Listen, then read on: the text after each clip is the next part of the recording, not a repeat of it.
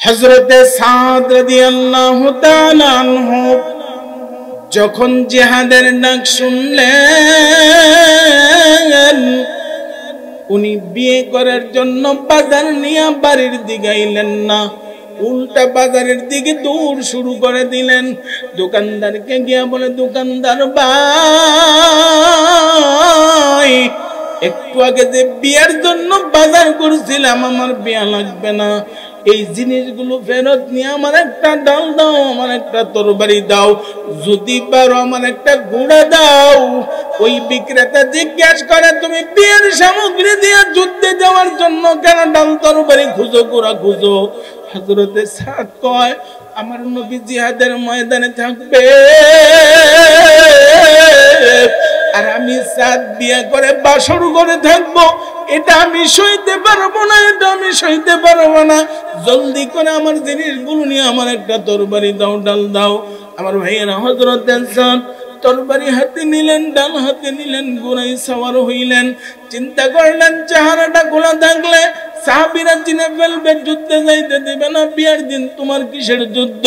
নবী রাহমাতুল লিল আলামিন দেখে ফেলবে, যুদ্ধে যাইতে দিবে না, আটকায়া দিবে। এজন্য হযরতে সাদ নিজের চেহারার মধ্যে রুমাল দিয়ে চেহারাটারে ঢেকে ফেললেন, যাতে কেউ চিনতে না পারে। নবীর সাহাবীদের সাথে যুদ্ধের ময়দানে গিয়া কাফেরদের ভিতরে ঢুকে বীর বিক্রমে যুদ্ধ করেন। একাই কাফেরদেরকে কচুর মতন কেটে কেটে সামনের দিকে অগ্রসর হয়ে যায়। আল্লাহর নবী বলেন, কে রে আজকে এমন বীরের মতো যুদ্ধ করে?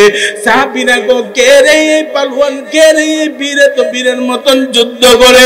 একটু পরে দেখলেন ওই কাফেরদের তরবারির আঘাতে হযরতে সাদ ঘোড়ার পিঠ থেকে পড়ে গেলেন, শাহাদাত বরণ করলেন। আল্লাহর নবী দৌড়ে গেলেন, কে রে শহীদ হয়ে গেল? আল্লাহর নবীর কাছে গিয়া হযরতে সাদের চেহারার দিকে রুমালটা সরাইয়া চেহারার দিকে দেখে যে সাদের আজকে বিয়ে হওয়ার কথা, সেই সাদের জন্য মদিনার ঘুরে জান্নাত অপেক্ষা করতেছে। সেই সাদ আল্লাহর দ্বীনের জন্য জিহাদে শহীদ হয়ে গেছে। আবার ভাইয়ানা, নবীজি হযরতে সাদের চেহারার দিকে দেখে আবার নবী টুকরে টুকরে কেঁদে উঠছে। সাহাবীরাও কান্দে, নবীও কান্দে। হঠাৎ করে নবীজি কি জানে শুনলেন, হঠাৎ করে নবী কান্না অবস্থায় চোখ উঠে আসমানের দিকে তাইলেন। তাকাইয়া সাইনা নবীর চোখ দিয়ে পানি পড়ে, কিন্তু নবী কান্দে না, নবী হাসে, নবী হাসে। সাহাবীরা খুব বুঝলাম না, একটু আগে কান্দে, এখন কেন হাসে? একটু পরে দেখলেন নবী দ্রুত চোখটারে নিচের দিকে নামায়া দিছে। আল্লাহর নবীর সাহাবীরা জিজ্ঞেস করে, ইয়া রাসূলুল্লাহ, হযরতে সাদের শাহাদাত দেখে আপনি কাঁদতেছিলেন, কান্না অবস্থায় হঠাৎ করে আকাশের দিকে তাকাইয়া আপনি কেন হাসলেন? আবার হাসতেছিলেন, হঠাৎ করে কেন চোখটা ঘুরাইয়া নিলেন? আল্লাহর নবী ডাক দিয়া করে, সাহাবীরা, আমার সাদের আল্লাহর প্রতি, রাসূলের প্রতি, দ্বীনের প্রতি ভালোবাসা দেখে আমি নবী কাঁদতেছিলাম, কিন্তু হঠাৎ করে শুনলাম উপরে যেন কিসের আওয়াজ শোনা যায়। আমি নবী তখন উপরের দিকে তাকাইছি, তাকাইয়া দেখি আমার সাদ জমিনে দেহটা পড়ে আছে। আমার সাদের রূহটা আল্লাহর জান্নাতে চলে গেছে। আমার সাদের রূহটা জান্নাতে চলে গেছে। আর জান্নাতের ঘুরেরা পাগল হয়ে দৌড়ে আসতেছে। কার আগে কে আমার সাদের রূহটাকে, আমার সাদকে কুলে উঠাইয়া নিবে? আমি এই দৃশ্যটা দেখে হাসলাম, আর মনে মনে ভাবলাম, আমার সাদ দুনিয়ার এক খুরকে ছেড়ে দিল, আর আল্লাহ জান্নাতের সকল খুরকে আমার সাদের জন্য পাগল বানায়া দিল। আমার সাদ লস করে নাই, আমার সাদের সফলতা দেখে আমি হাসতেছিলাম। ইয়া রাসূলুল্লাহ, চোখটা ঘুরাইলেন কেন, নিচের দিকে নামাইলেন কেন? নবীজি ডাক দেখো, সাহাবীরা, আমি যা দেখি তোমরা তো দেখো না। আমি দেখতেছি খুরেরা এমন ভাবে দৌড় দিছে, এদের পরনের কাপড় খুললা যাইতেছে, এর পরও খবর নাই। কোন সুবহানাল্লাহ। وداعيا إلى الله بإذنه وسراجا منيرا فقد قال الله تعالى في شان حبيبه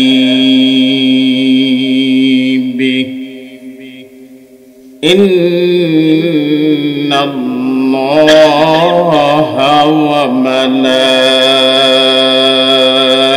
وملائكته يصلون على النبي يا أيها الذين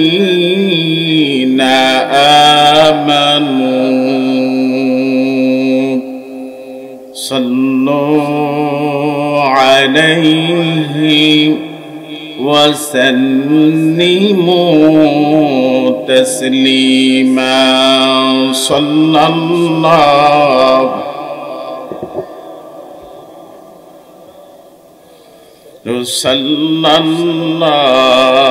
عليه صلى الله على محمد صلى الله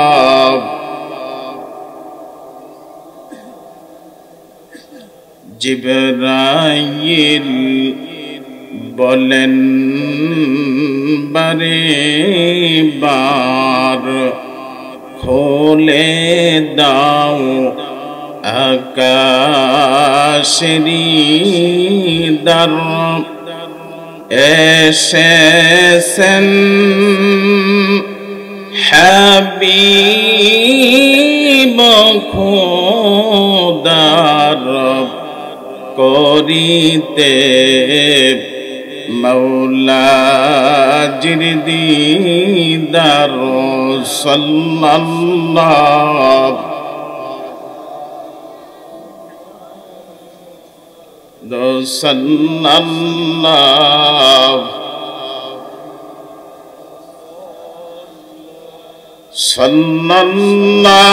সাল্লাল্লাহু আলা মুহাম্মাদ সাল্লাল্লাহু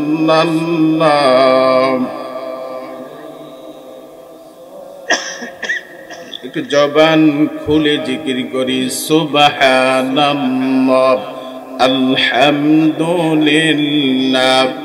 লা ইলাহা সুবহানাল্লাহ আলহামদুলিল্লাহ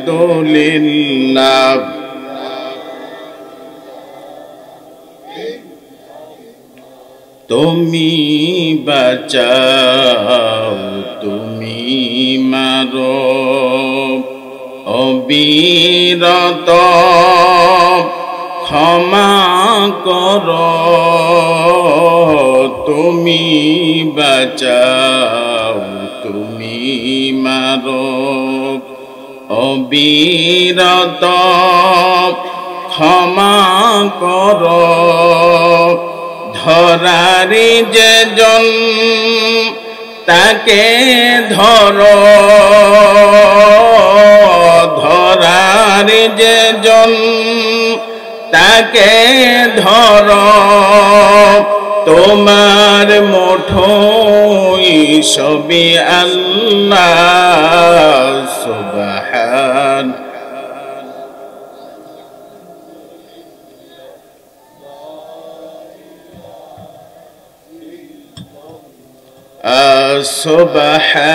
সুবহানাল্লাহ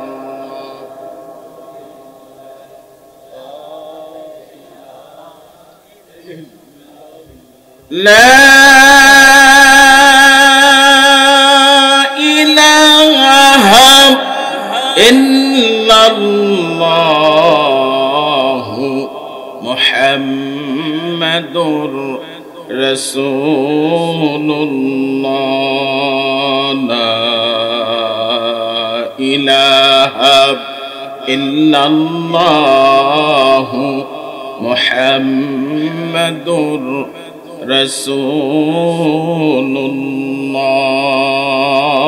সাল্লাল্লাহু আলাইহি ওয়াসাল্লাম। নবীনগর উপজেলাধীন ঐতিহ্যবাহী গ্রাম ব্রাহ্মণহাতা পশ্চিম পাড়া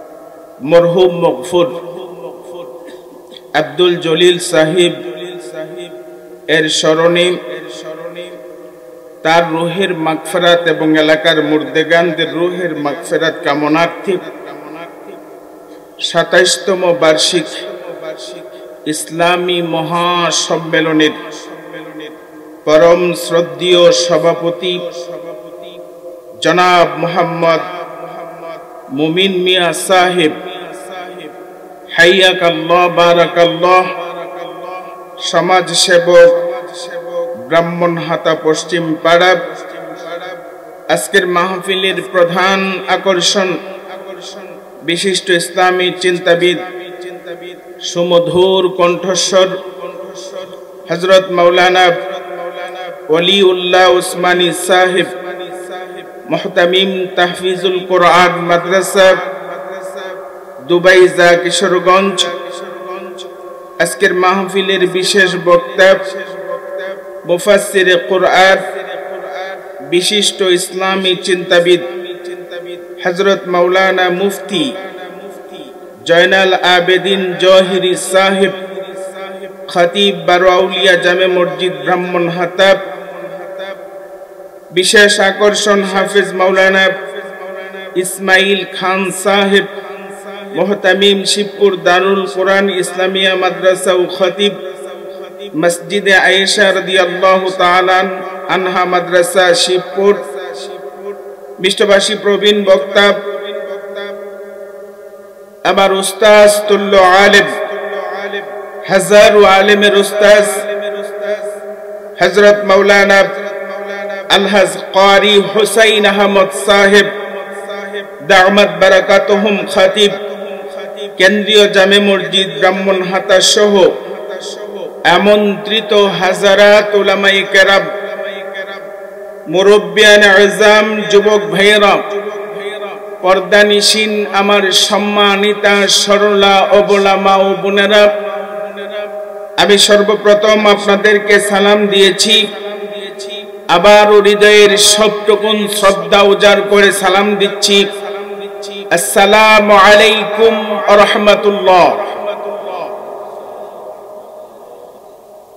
আল্লাহ সুবহানাহু ওয়া তাআলার দরবারে লাখ কোটি শুকর, যে মহান আল্লাহ তাআলা দয়া করে মায়া করে অসুস্থ বানিয়ে হাসপাতালের বিছানায় না রেখে, রোড অ্যাক্সিডেন্ট করে রাস্তার পাশে ফেলে না রেখে, শেষ বিদায়ের স্টোরের সামগ্রী সাদা কাফনের কাপড় পরিয়ে কবরের যাত্রী না বানিয়ে সুস্থ শরীরে সুস্থ মনে এই সুন্দর পরিবেশে সুন্দর শামিয়ানার নিচে মাজালিসে কোরআন, কোরআনের মাজলিসে আসার এবং বসার সুযোগ যে আল্লাহ তাআলা করে দিয়েছেন, এজন্য শুকর গুজার হয়ে সকলে পড়ছি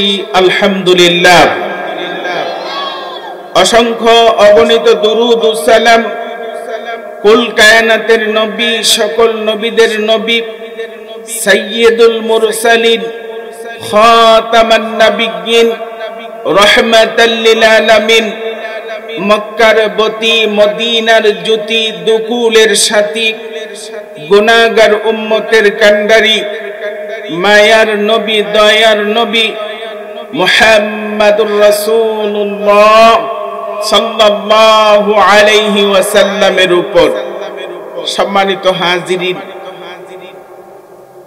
আমরা এখানে আজকে যারা বসছি আগামী বছর বসতে পারবো এর কোনো গ্যারান্টি নেই। গত বছর এই মাহফিলে যেদিন এসেছিলাম সেদিন আমি আমার মাকে কবরে রেখে এসেছিলাম। দেখতে দেখতে একটা বছর হয়ে গেল।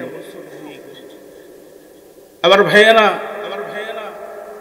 আব্বা ছিলেন চলে গেলেন, আম্মা ছিলেন চলে গেলেন, 5টা ভাই ছিলাম, একটা ভাই চলে গেলেন। আগামী দিনে আমরা যে যাব না এর কোনো গ্যারান্টি নাই। আসার সিরিয়াল আছে কিন্তু যাওয়ার কোনো সিরিয়াল নাই। তো যাওয়া তো লাগবেই, যাওয়া থেকে কেউ বাঁচতে পারবো না। আমি আসার পরে আপনাদের এলাকার খুবই জনপ্রিয় বক্তা মুফতি জয়নাল আবেদিন জহিরি সাহেব বক্তব্য দিতেছিলেন। আমি শুনতেছিলাম, মালাকুল মউত আমার নবীকে পর্যন্ত রেহাই দেয় নাই। তাইলে বোঝা গেল এই পৃথিবীতে আর রেহাই পাওয়ার কারোর সম্ভাবনা নাই। বাবা যাওয়া লাগবে, যাওয়ার আগে নিজেকে তৈরি করতে হবে। যদি তৈরি করে যেতে পারি তাইলেই আমাদের জন্য সামনে অবারিত সুখের সম্ভাবনা আছে।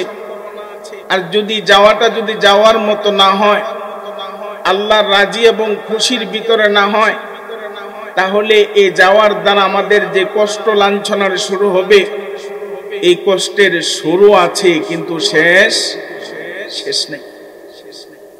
আমার প্রিয় ভাইয়েরা, আমাদের জীবনকে তৈরি করতে হবে। আল্লাহ কোরআনুল কারীমের মধ্যে বলছেন, সিবগাতাল্লাহ ওয়া মান আহসানু মিনাল্লাহি সিবগা।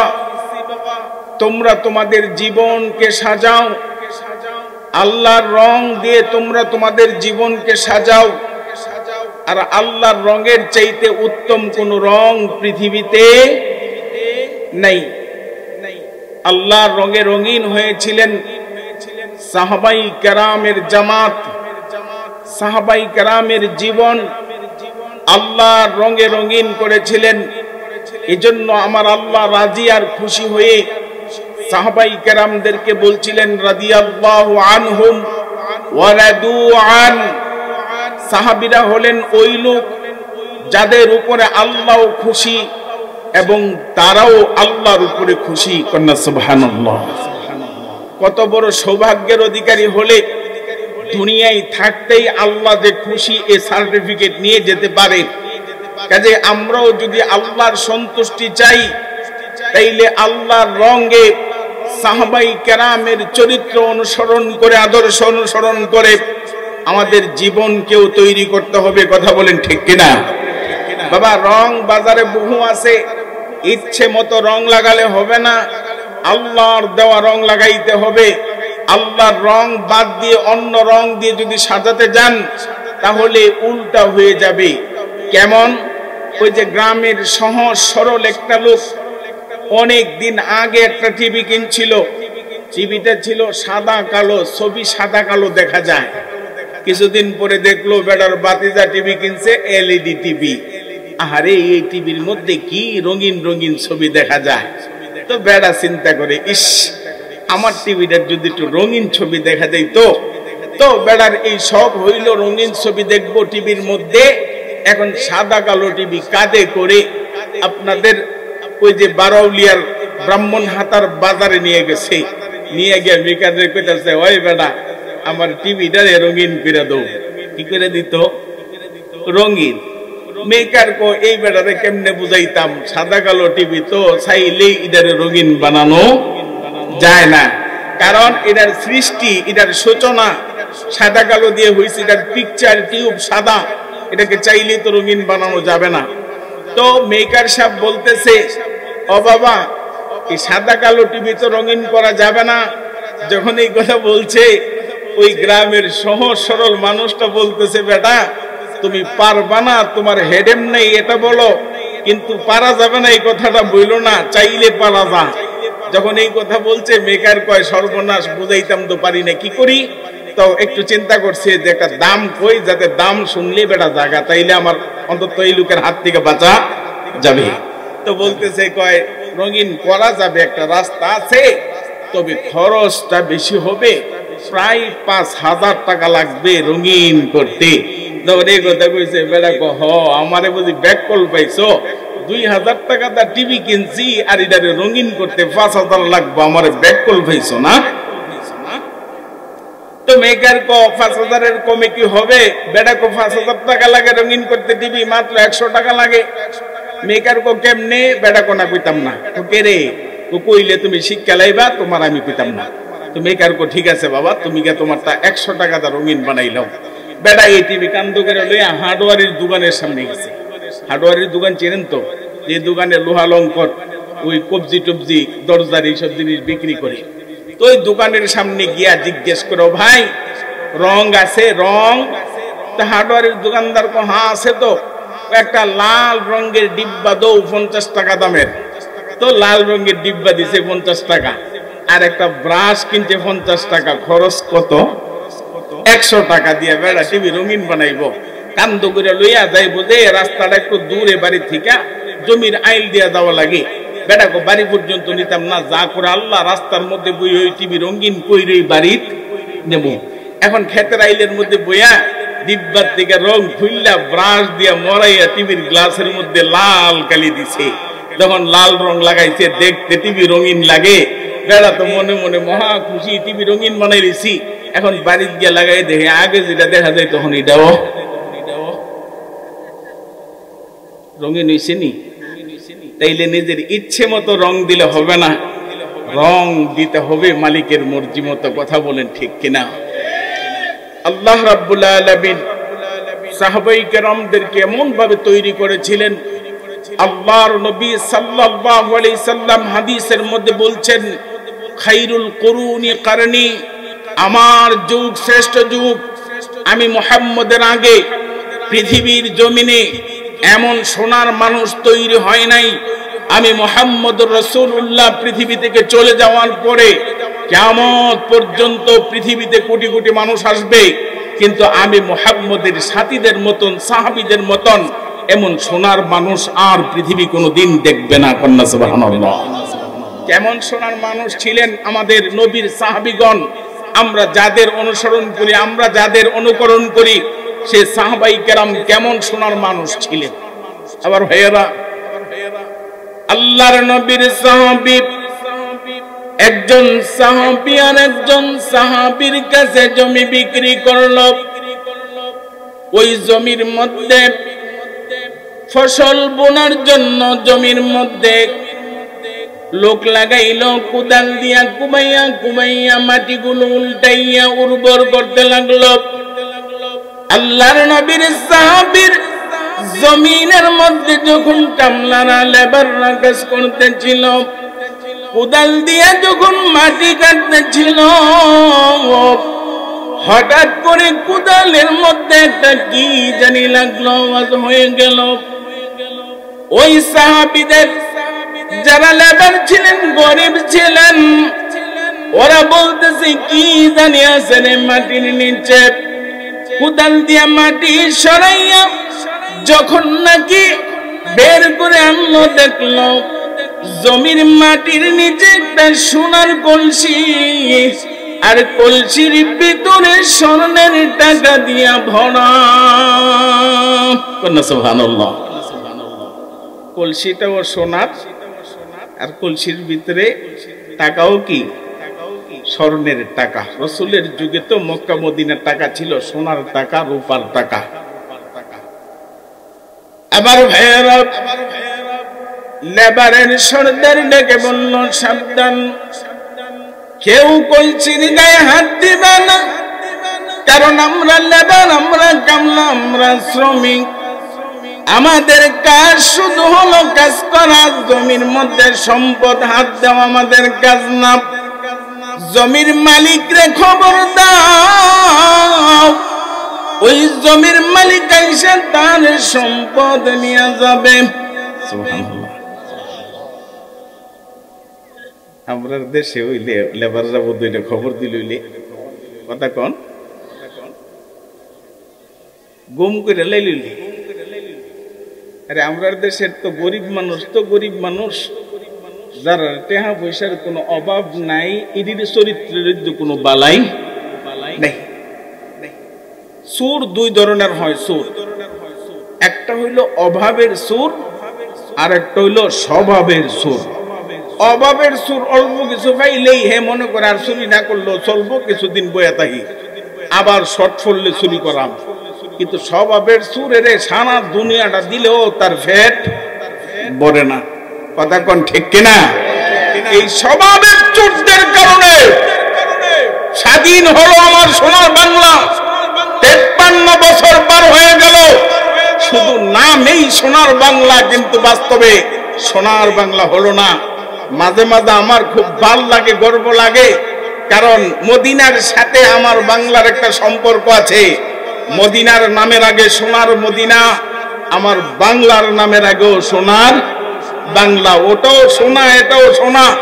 কিন্তু আল্লাহর নবী সাল্লাল্লাহু আলাইহি সাল্লাম মাত্র 23 বছর জমিনে মেহনত করে এমন একটা জাতি তৈরি করলেন যাদের চরিত্রের কারণে পৃথিবীতে সোনার মদিনা হয়ে গেল।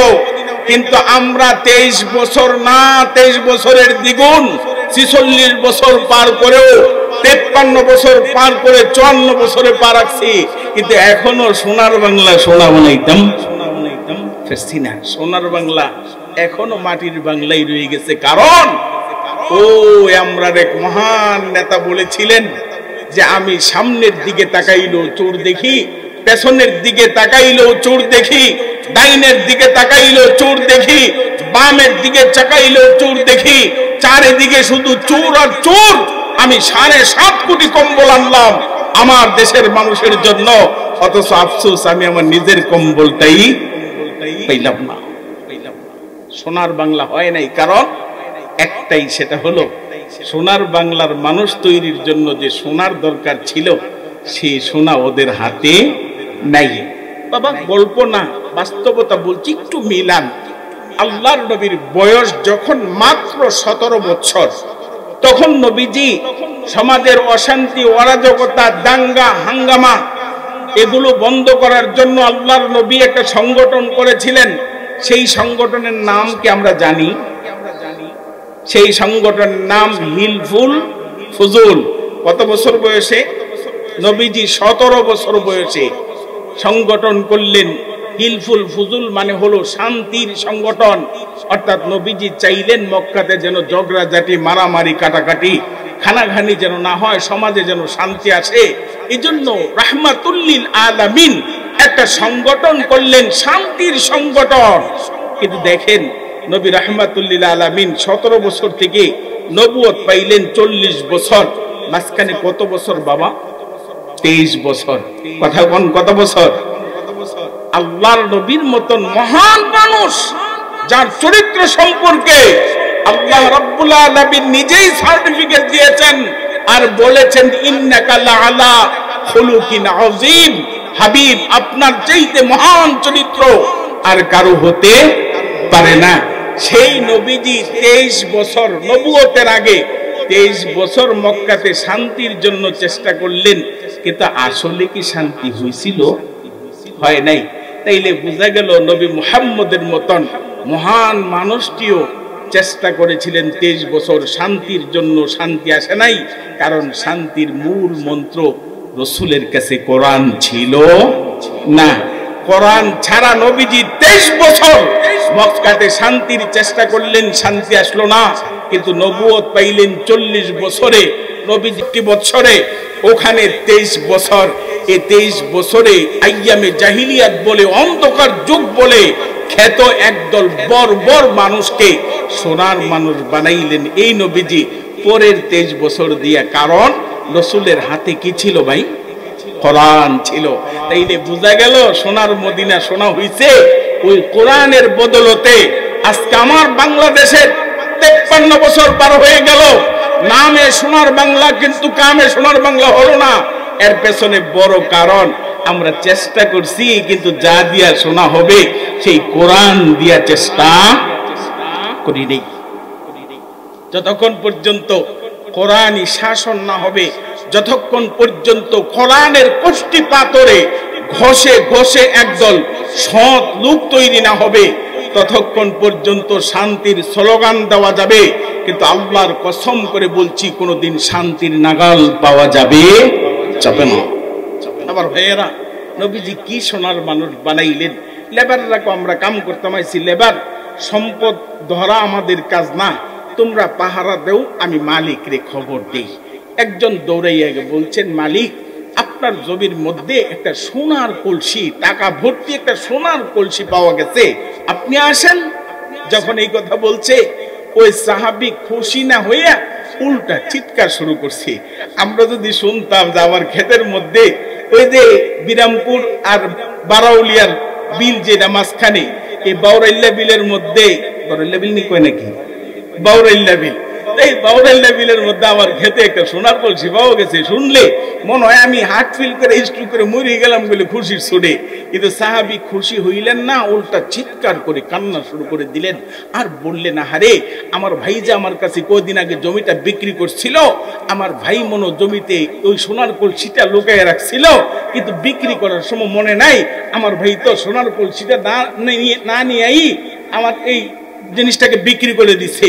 এজন্য ওই সাহাবী দৌড়ে গেলেন ওই বিক্রি করা সাহাবীর বাড়িতে গিয়া বলতেছে, ভাই সাহেব আপনি যে জমিটা বিক্রি করছেন সোনার কলসিটা আনতে মনে নাই, আপনি গিয়া আপনার সোনার কলসি আনেন। সুবহানাল্লাহ। এখন দুইজন লেগে গেছে ঝগড়া। বেশিন্না ক আমি যখন জমি বেচছি, জমির সাথে জমিতে যা আছে সব বেচছি, কাজেই এই সোনার কলসি আমার না, তোমারটা তুমি নো, আমি নিতে যাবো না। সেবেটা কো না, আমি জমির মাটি কিনছি, সোনা তো কিনছি না, কাজেই সোনার কলসি আমি নিতাম না, আপনারটা আপনি নেন। লেগে গেছে দুইজন ঝগড়া, নিত না দিত। কথা বুঝছেন, নিত ঝগড়া না দিত ঝগড়া। আমরা হইলে কিতা করতাম, দিতাম না নিতাম ঝগড়া করতাম, নিতাম। আরে বাবা, কুরবানির গোশত শরীকে আমরা যখন কুরবানি দেই, খুব সমস্যা। শরীকে কুরবানি দিলে কুরবানি হবে কিনা আল্লাহ জানে। কারণ যিনি বন্টন করে উনি যখন উনার খাড়িটা আসে, পাত্রটা আসে, তখন একটু গোস্তটা দেওয়ার সময় পাল্লার মধ্যে একটু থুল গোস্তটি বাচ্চা বাচ্চা পাল্লার তুলে, আর যখন শরীকের আরেকটাই চেষ্টা করে আন্দা গুন্দা দিতে। কথা কোন ঠিক কিনা? কুরবানি দিতাম গিয়েও তো আমরা পাল্লা ঠিক থাকে না। আর দেখেন নবীর সাহাবী সোনার কলসি দেওয়ার জন্য মারামারি লেগে গেছে। একজন ঠেলাঠেলি যখন শুরু করছে, আর একজন বয়োবৃদ্ধ মুরব্বী সাহাবী এসে চিৎকার করে কান্না শুরু করছে। দুইজনে জিজ্ঞাসা পাইছে, আপনি কান্দেন কেরে? আমি কান্দি তোমরার অবনতি দেখা, তোমরা যে ধ্বংসের পথে চলে যাচ্ছে এই জন্য কান্দি। তো দুইজনে জিজ্ঞাসা পাইছে, আমরার কি অবনতি দেখলেন? নবীজি দুনিয়ার থেকে যাইতে না যাইতেই তোমরা মারামারি শুরু করে দিছো, তোমরা তো আমার জাহিলিয়াতের যুগের দিকে ফিরে যাচ্ছ, এত তাড়াতাড়ি যে তোমরা ধ্বংস হয়ে যাবে এটা আমি কল্পনা করি নাই, এই জন্য তোমাদের ধ্বংস দেখে আমি কাঁদতেছি। আরেকজনে গিয়া কো, না আপনি যেটা ভাবছেন ঘটনা এটা না। ও কি হয়েছে? ঘটনা নৌনের লেগে না, দৌনের লেগে মারামারি করে। সুবহানাল্লাহ। আল্লাহর নবীর সাহাবী, ওই বয়োবৃদ্ধ সাহাবী ডাক দিয়া বলে, আল্লাহর দরবারে শুকরিয়া, আমার মায়ার নবী কষ্ট করে যেই সোনার মানুষগুলো তৈরি করে গেছেন, এখনো এই মানুষগুলো সোনাই রয়ে গেছে। আল্লাহর কাছে শুকরিয়া। ডাক দিয়া বলে, ভাই রে তুমি নাও না কেন? বলে, আমি তো মাটি কিনছি, সোনার কলসি কিনি নাই, আমি নিব কেন? জমি বিক্রেতারে বলে, ভাই তুমি নাও না কেন? জমি বিক্রেতা কয়, আমি তো জমি বিক্রি করছি, জমির ভিতরে যা আছে সব বিক্রি করছি, আমি নিব কেন? ওই বৃদ্ধ সাহাবী বুঝলেন দুইজনই না নেওয়ার জন্য কঠিন অবস্থায় আছে, কি করা যায়? হঠাৎ করে মাথায় একটা বুদ্ধি আসলো। ডাক দিয়া বলে, ও জমি বিক্রেতা ভাই, তোমার কি বিয়ে দেওয়ার মতন যোগ্য কোন মেয়ে আছে? জমি বিক্রেতা কো, হ্যাঁ ভাই, আমার একটা মেয়ে বিয়ের উপযুক্ত আছে। ওই ডাক দিয়া জমি কিনছেন যিনি ক্রেতা, তাকে ডাক দিয়া বলে তোমার কি করে বিয়ের উপযুক্ত ছেলে আছে? উনি বলছেন হ্যাঁ আমার একটা ছেলে আছে। যখন এই কথা বলছে ওই বয়োবৃদ্ধ সাহাবী ডাক দিয়া কয় শোনো, আমি ঘটনার সমাধান করে দিতেছি। বিক্রেতার মায়া আর ক্রেতার ছেলে দুইজনের মধ্যে বিয়ে হইব, আর এই সোনার কলসিটা তাদের বিয়াতে উপহার হিসেবে দেওয়া হইব। কি সুন্দর ফয়সালা! যদি আমরা এলাকার সর্দার তো কইলে কলসিটা আগে আমি সর্দারের বাড়িতে নিয়ে থৌ, এরপরে চিন্তা ভাবনা কইরা সময় নিয়ে মিটিংটা করা হইব।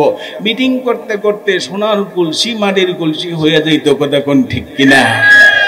আমরা সর্দার আর চরিত্র তো খুব বেশি একটা বালা না।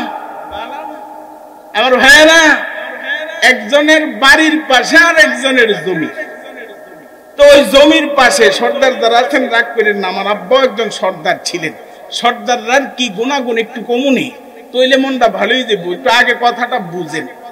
তো একজনের বাড়ির পাশে আর একজনের জমি, তো জমিওয়ালা চিন্তা করছে আইলটা বেশ বড় সড়ো মোটা সোটা, শুধু শুধু খালি খালি ফুরে থাকতো কেরে, এই আইলটার মধ্যে কতলি কুচুরি ফেনা দিয়া, ইটার উপরে কতলি মাটি দিয়া, ইটার উপরে কতলি গোবর টোবর দিয়া, এরপরে দুইটা লাউয়ের গাছের দানা লাগাই দিছি। লাউ গাছ যখন লাফাইয়া উঠছে, উঠটা সেরা ভাই গিরাই গিরাই লাউ ধরছে।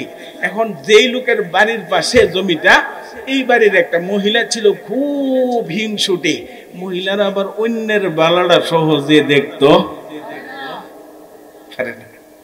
এমনকি হেরার আপন বোনও যদি বড় লোক হয়ে জায়গা, হে গরু বইবে ঠেড়া করতো দোয়া করে, তাই কেড়ে বড় লোক হইতেছে, আমরা কেড়ে ফিচাইতেছি, তাই এটা ঠেড়া করতাম না। এটা মহিলাদের ভিতরে একটু হিংসা না বেশি। আমার ভাইয়ের আমার মায়ের আবার রাগ করেন না, প্রত্যেকটা কথার একটু জবাব দিতে চেষ্টা করবো না, শোনেন। তো মহিলাটা হিংসার জুড়ে আমার বাড়ির কাছে গাছ লাগাইয়া ওই বেড়া এত দূর দিকে লাউ নিয়ে খাইবো, কুমড়া নিয়ে খাইবো, আর আমি চাই দেখলাম বেরি আর সহ্য হয়েছে না, বেরি না কি করতে ফজরের সময় শীতের দিন কুয়াশার ভিতরে গিয়েছে, এরা গাছের গুড়ার নিচে দা কাশি দা কাইটটা এটা থুইছে। কতক্ষণ পরে কুয়াশা গিয়ে যখন রোদ উঠছে, লাউ গাছ সুজা না বেহা দইল্লা যখন ফুইরে গেছে গা, এই বাড়িওয়ালা কেমনে কেমনে খবর পাইছে, সর্বনাশ তোমার লাউ গাছ তো কাইটা দিছে, বেড়াইয়া বুঝছে ইলা কেডা কাটছে। তো গ্যাসেরা বেদির জামাইতে হয় বিদেশ বিচার দিব কার কাছে?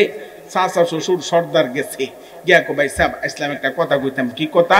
আপনার বাতিজার বউ কামদা কিতা করলো, যদি লাউ খাইতো মনে চা দরকার লাগলো ওর দিকটি লাউ খাইলি তো, বাকি ওর দিকটি আমি নিয়ে খাইতাম, কিন্তু আমার এই ফলন্ত গাছটার গুড়া দিয়ে কেটটা দিল। ভাই সাহেব কাজটা কিতা করলো, আপনার কাছে বিচার দিলাম। যখন এই কথা কইছে সর্দার সাহেব খুব গরম হয়ে এসে রেখো, এটা তো মানুষের কাম করছে না, কঠিন বিচার করতে হইব। যখন কঠিন বিচার করতে হইব কয়ে সেটা তখন সর্দার ধমক দিছে, আওয়াজ দিছে, বেরিকো সর্বনাশ, ঘরের মানুষ বিরোধী দলে উপায় থাকতো না। তো এই চিন্তা করে সেটা বেডি নাকি করছে, ও একটু ফাটা ফাটা 500 টাকা লয়ে গেছে। কত?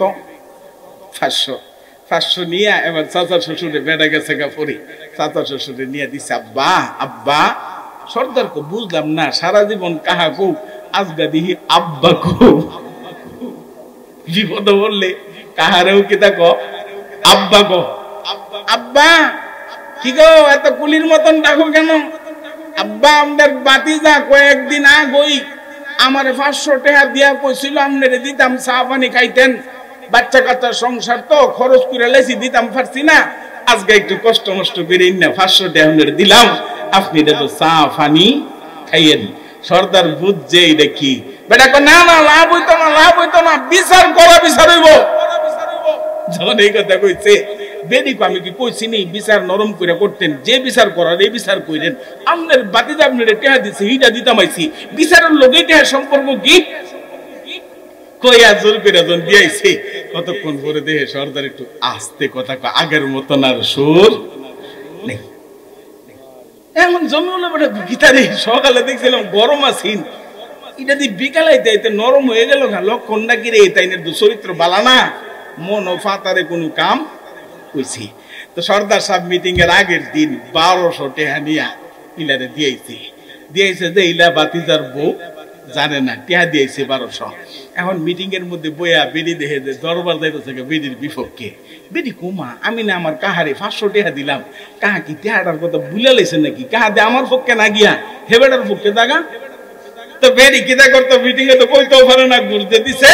তো বেরি হালি একটু ফরে ফরি কই ডাক দিয়া ক ফাসফানজাতন মানে কি 500 যে দিলাম, কয় ফানজাতন 5 ফানজাতন কয়া ছেড়ে বেরি মনে করাইতো সা। কিন্তু সর্দার বুঝছে 2-3 বার কোয়ার পরে কো মা গো মা কি করব তোমার 5 ফানজাতন গো মা, টাইন্না নেগা বারাউলিয়া, টাইন্না নেগা কেনা বেশি কোনটা 500 না 1200? আমরা সর্দারদের হাতে সোনার কলসি দিলে ঘটনাটা এমনই হইতো। অনেক মানুষ আছে অসহায় মানুষ, টাকা পাও না, টাকাটা আদায় করতে না, সর্দার আদায় করে দেবো, কত পাইবি 1 লাখ, দরবার টরবার করে দেখেন 1 লাখ আদায় করছে, আরে 20,000 দিয়ে 80,000 ফেলিছে, 80,000 ফেলিছে। এখন 1 লাখ লাখ পয়সা বুঝলাম না, 1 লাখ টাকা বেটার দিলাম, মাত্র 20,000 দিলেন। তো 20,000 দিয়ে দিছি, এটাই তো বেশি, তুই তো 20,000ও ফাইলি নইলি, আমরা কষ্ট করে না তোর 20,000 দিছি, যা বাড়িতে ঘুমাই থাক। এই হলো আমাদের চরিত্র, কথা কোন ঠিক না? আল্লাহর নবীর সাহাবী ডাক দিয়া গো জমি বিক্রেতা, তোমার মেয়ের আর যে জমি কিনছে তোমার ছেলে, 2 জনের মধ্যে বিয়ে হইব, আর এই সোনার কলসিটা তাদের বিয়ার মধ্যে উপহার দেওয়া হইব। সুবহানাল্লাহ। এখন কেউ ঠগেও নাই, কেউ জিতেও নাই, কারণ ছেলে মেয়ে যেহেতু 2 জনের, এরা পাওয়া মানে বেশি নেও পাইছে, কিনে নেও পাইছে। কি সুন্দর সিস্টেম। আমার বাবা না বলছিলাম, এই জন্য সর্দার যারা আছেন রাগ করেন না রে বাবা, উচিত কথা কইলে তো একটু কষ্ট লাগে। অনেক সময় আমি একটা কথা বলি, ওই যে বৈশাখ জ্যৈষ্ঠ মাস আইলে যখন একটু হালকা বৃষ্টি টিষ্টি গাদলা টাদলা হয়, আমাদের গ্রাম এলাকায় দেখবেন বাড়ির গাটলাটা আঙ্গিনাটা ওই খড়কুটা ফইরা বৃষ্টির ফানিয়ে কাদায় টাদায় একটা নোংরা অবস্থা হয়ে জায়গা। যখন বৃষ্টিটা শেষ হয় দেখবেন আমরা মাছ আসিরা ওই নারিকেলের ডাগ্গার জারু না, আগে বাঁশ দিয়ে এক জাতের জারু বানাইতো, এটা জাডা ফিসা কইতো। কি ফিসা ভাই? জাডা ফিসা, বাঁশের শলা দিয়ে শক্ত জারু বানাইতো, বেডির কোমরের মধ্যে কাপড়টা কাচ্চা, এরপরে শক্ত জারুটা যখন বাড়ি দেওয়া শুরু করতো, কিছুক্ষণ পরে দেখা যাইতো গাটলাটা জকজকা ফকফকা হইছে, তবে গোড়াগাড়ার সাথে কিছু সর বাকলাও মাটি গেছে, নিনে গেছে না। ওই যখন উচিত কথা কই তখন নোংরা সাফ করতে গিয়ে, ময়লা সাফ করতে গিয়ে উচিত কথা কই, মাঝে মাঝে একটু অন্তরের মধ্যে কিছু বসাও লাগে, একটু সর বাকলাও উঠে। কষ্ট নিয়েন না বাবা, একটু যদি হজম করেন উপকার হবে। কারণ আল্লাহর নবী সাল্লাল্লাহু আলাইহি সাল্লাম বলছেন, আরশের ছায়ার মধ্যে যখন ওই আমার ভাই মাওলানা সরাইলের মাওলানা বলছিলেন যে সূর্যটার 50টা মুখ, 50টা মুখ, এই 50টা মুখ উল্টা করে দেওয়া আছে, একটা মুখ পৃথিবীর দিকে আছে। এটার জন্য আমরা চৈত্র মাসে আমরা ঘর থেকে বের হতে পারি না রোদ্রের তাপে, কিন্তু হাসরের দিন আধাত মাথার কাছে এই সূর্যটাকে ঘুরিয়ে দেওয়া হবে। আমার ভাই 50টা মুখ আপনার দিকে ঘুরিয়ে দেবে। আল্লাহর নবী হাদিসের মধ্যে বলছেন, কেউ কেউ তার হাঁটু সমান গামের মধ্যে দাঁড়িয়ে থাকবে, কেউ কোমর সমান গামের মধ্যে দাঁড়িয়ে থাকবে, কেউ বুক সমান ঘামের মধ্যে দাঁড়িয়ে থাকবে, কেউ বা আবার তার ঘামের মধ্যে সাঁতার কাটতে থাকবে। ওই সূর্যের তাপে জমিনটা তামার মতন হয়ে যাবে। মানুষ চিৎকার করে বলবে, আল্লাহ জাহান্নাম দিবা তো জাহান্নাম দিয়ে দাও, আল্লাহর কষ্ট করে এই জমিনে দাঁড় করে কষ্ট দিও না। ঠিক সেই সময়ে 7 শ্রেণীর মানুষ আল্লাহর আরশের ছায়ার মধ্যে বসে জিয়াফত খাবে। সুবহানাল্লাহ। একদল বিচারের জন্য ঘামের মধ্যে সাঁতার কাটবে, আর অন্যদিকে একদল এসি এয়ার কন্ডিশনের মধ্যে বসে আল্লাহর আরশের ছায়ায় বসে জান্নাতের খাবার দিয়া জিয়াফত খাবে। সর্বপ্রথম জান্নাতের খাবার দিয়ে যে জিয়াফতটা করা হবে, সর্বপ্রথম যেটা দেওয়া হবে সেটা হলো মাছের কলিজা। কি দেওয়া হবে? বহুত খাইছেন মনো নাকি? মাছের কলিজা দিয়ে জিয়াফত হবে। ওই জায়গার মধ্যে 7 দল লোক ওই জায়গায় ঢুকবে। এর মধ্যে এক নাম্বার হলো তারা ইমামুন আদিলুন, ওই সকল নেতা, ওই সকল সর্দার যারা নাকি বিচার করার সময় নেই বিচার করছে, ঘুষ খাইয়া কাত হয়ে গেছে না, আল্লাহ বলছেন তাদেরকে আল্লাহ সর্বপ্রথম আল্লাহর জান্নাতের আরশের ছায়ার মধ্যে বসার জন্য চেয়ার দিবে। সুবহানাল্লাহ। আপনি বলেন তো, আপনি একজন সর্দার, আপনার জন্য আল্লাহ আরশের ছায়ার মধ্যে প্রথম শ্রেণীর ভিআইপি অতিথি বানাইয়া চেয়ার সাজায়া রাখছে, আপনি জান্নাতের সে চেয়ারকে যদি ফেলে দিয়ে সামান্য 500 আর 300 টাকার জন্য বিচারে বসে যদি আপনি মিথ্যার পক্ষে রায় দেন, তাইলে বোঝা গেল আপনার চাইতে পুরা কপাইল্লা পৃথিবীতে আর কেউ নাই, কেউ নেই। আবার ভাইয়েরা সমাধান করে দিলেন। সাহাবী বললেন 2 জনের ছেলে মেয়ে বিয়ে হবে, সোনার কলসিটা তাদের বিয়েতে উপহার দেওয়া হবে। বিচার করিন্নও লোভ করলেন না, দেউইন্নও লোভ করলেন না, নেউইন্নও লোভ করলেন না। কেমন সোনার মানুষ তৈরি করেছিলেন। সুবহানাল্লাহ। বাবা ঘটনা কয়টা বলবো, কয়টা বলবো। একজন ইয়াহুদি মদিনা তো ইহুদি ছিল। এখন ইহুদি বেটা তার বউরলিয়া হিসাব করে আমরার গড় 1 বছরের 12 মাসের খাবারের মধ্যে 11 মাসের খাবার আছে, 1 মাসের খাবার আমরার শর্ট আছে। 1 মাস আমরা কেমনে চলবো? যখন এই কথা বলছে, ইহুদির বউটা ছিল খুব বুদ্ধিমতী, চালাক। ইহুদির বউটা বলতেছে এটা কাম করেন। কি? আপনি মুসলমানদের কাছে গিয়া বলেন যে ভাই আমার 1 মাসের খাবারের অভাব, তোমরা আমাকে সাহায্য করো। আশা করা যায় মুসলমানরা খুব দান করে, তারা দানের ব্যাপারে খুব অগ্রগামী। আশা করা যায় তাদের কাছে গেলে আপনার 1 মাসের খাবারের ব্যবস্থা হয়েও যেতে পারে। বাবা ইহুদি লোকটা গেল, গিয়ে একজন মুসলমানকে বলছে ভাই আমার 11 মাসের খাবার আছে, 1 মাসের খাবারের শর্ট, 1 মাসের খাবার নিয়ে আমি বড় টেনশনে আছি। কি 1 মাস আমি কেমনে চলবো? এজন্য তোমার কাছে আইছি, ভাই তুমি যদি পারো তাইলে আমাকে কিছু সাহায্য করো। যখন এই কথা বলছে, আমার বাবা একটু খেয়াল করেন, নবীর সাহাবী বলতেছে ভাই রে, তোমার ঘরে 11 মাস আছে 1 মাসের শর্ট, আর আমার ঘরে 1 মাস আছে 11 মাস শর্ট। এখন কারে কাটা দিত? 11 মাস ওলা 1 মাস ওলারে দিত না 11 মাসের শূন্য ওলা বেড়া দিত? উল্টা না কাহিনী? কিন্তু দেখেন নবীর সাহাবী বলছে শোনো, আমার ঘরে 1 মাসের খাবার আছে, 11 মাসের নাই। আমি তোমাকে 15 দিনের খাবার দিলাম, আর বাকি 15 দিনের খাবার আমি আমার ফ্যামিলির জন্য রাখলাম, 15 দিনের নিয়ে যাও। ইহুদি কো যাক 1 মাসের অর্ধেক হয়ে গেছে গা, মোটামুটি আর 15 দিনের খাবার হইলে তো আমার 1 বছর শেষ। আরেকজন সাহাবীর কাছে গেছে, গিয়া বলছে ভাই আমার 15 দিনের খাবারের শর্ট, 1 বছর পুরা হইতে। ওই সাহাবী বলতেছে ভাই রে, আমার ঘরে 15 দিনের খাবার আছে, বাকি 11.5 মাসের খাবার নাই। এক কাম করো ভাই, আমি অর্ধেকটা তোমারে দিয়ে দিলাম, 7 দিনের খাবার তোমারে দিয়ে দিলাম, তুমি নিয়ে যাও, বাকি 7 দিনের খাবার আমার ঘরের জন্য রেখে দেই। ইহুদি কো যাক মোটামুটি ভাবে 1.5 মাসের হয়ে গেছে, আর 1 সপ্তাহ 8 দিনের খাবার হইলে তো আমার ফ্যামিলি 1 বছর চলে যাবে। এই রকম করে যাইতে যাইতে সর্বশেষ যেই লোকটার কাছে গেলেন মুসলমান, আমার বাবা একটু খেয়াল করেন আমরা কি জাতের মুসলমান, আমাদের পূর্বপুরুষ কি ছিল আর আমরা কোথায় আছি। আমার বাবা না যার কাছে গেছে সেই লোকটা বলতেছে, তার কাছে গিয়া বলতেছে আমার 1 বছরের খাবার হইতে আর মাত্র 1 বেলার খাবার শর্ট। ইহুদি ক 1 বেলার খাবার যদি হয়ে যায় 1 বছর আমার আর খাবারের কোনো টেনশন। আল্লাহর নবীর সাহাবী ডাক দিয়ে কো ইহুদি ভাই,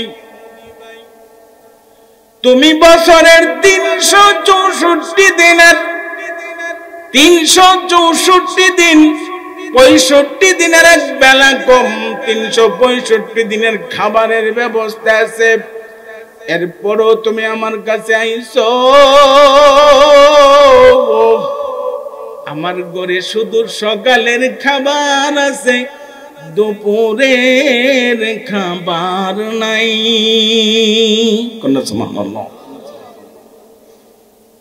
ইহুদি কাহারি কই আইলাম, বেড়ার 1 বেলা আছে পুরা বছরই, আর আমার শর্ট কত পুরা বছর আছে, এক বেলা নেই।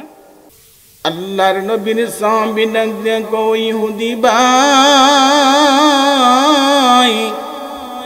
আমার এক বেলার খাবার তুমি নিয়ে যাও, তোমার টেনশন দূর হয়ে যাক। ইহুদি কইরা কি কইলা, তোমার তো আর কিছুই থাকলো না।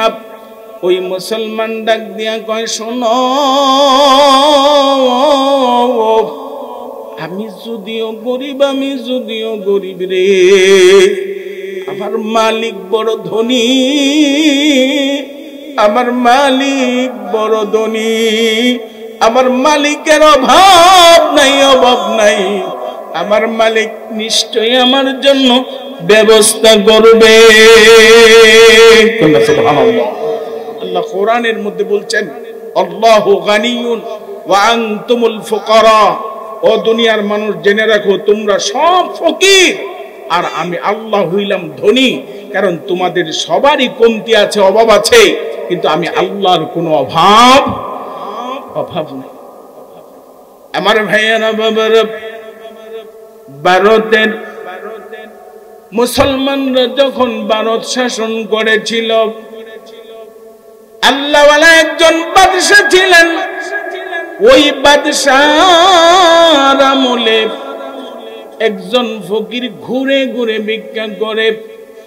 একজন বলছে, ফকির ভাই, সারা জীবন ভিক্ষা করলেও ভাগ্যের পরিবর্তন হবে না, এইভাবে ভিক্ষা না করে তুমি আমাদের বাদশার কাছে যাও, উনি যদি একবার মুঠ করে দেয়, সারা জীবন আর ভিক্ষা করা লাগবে না।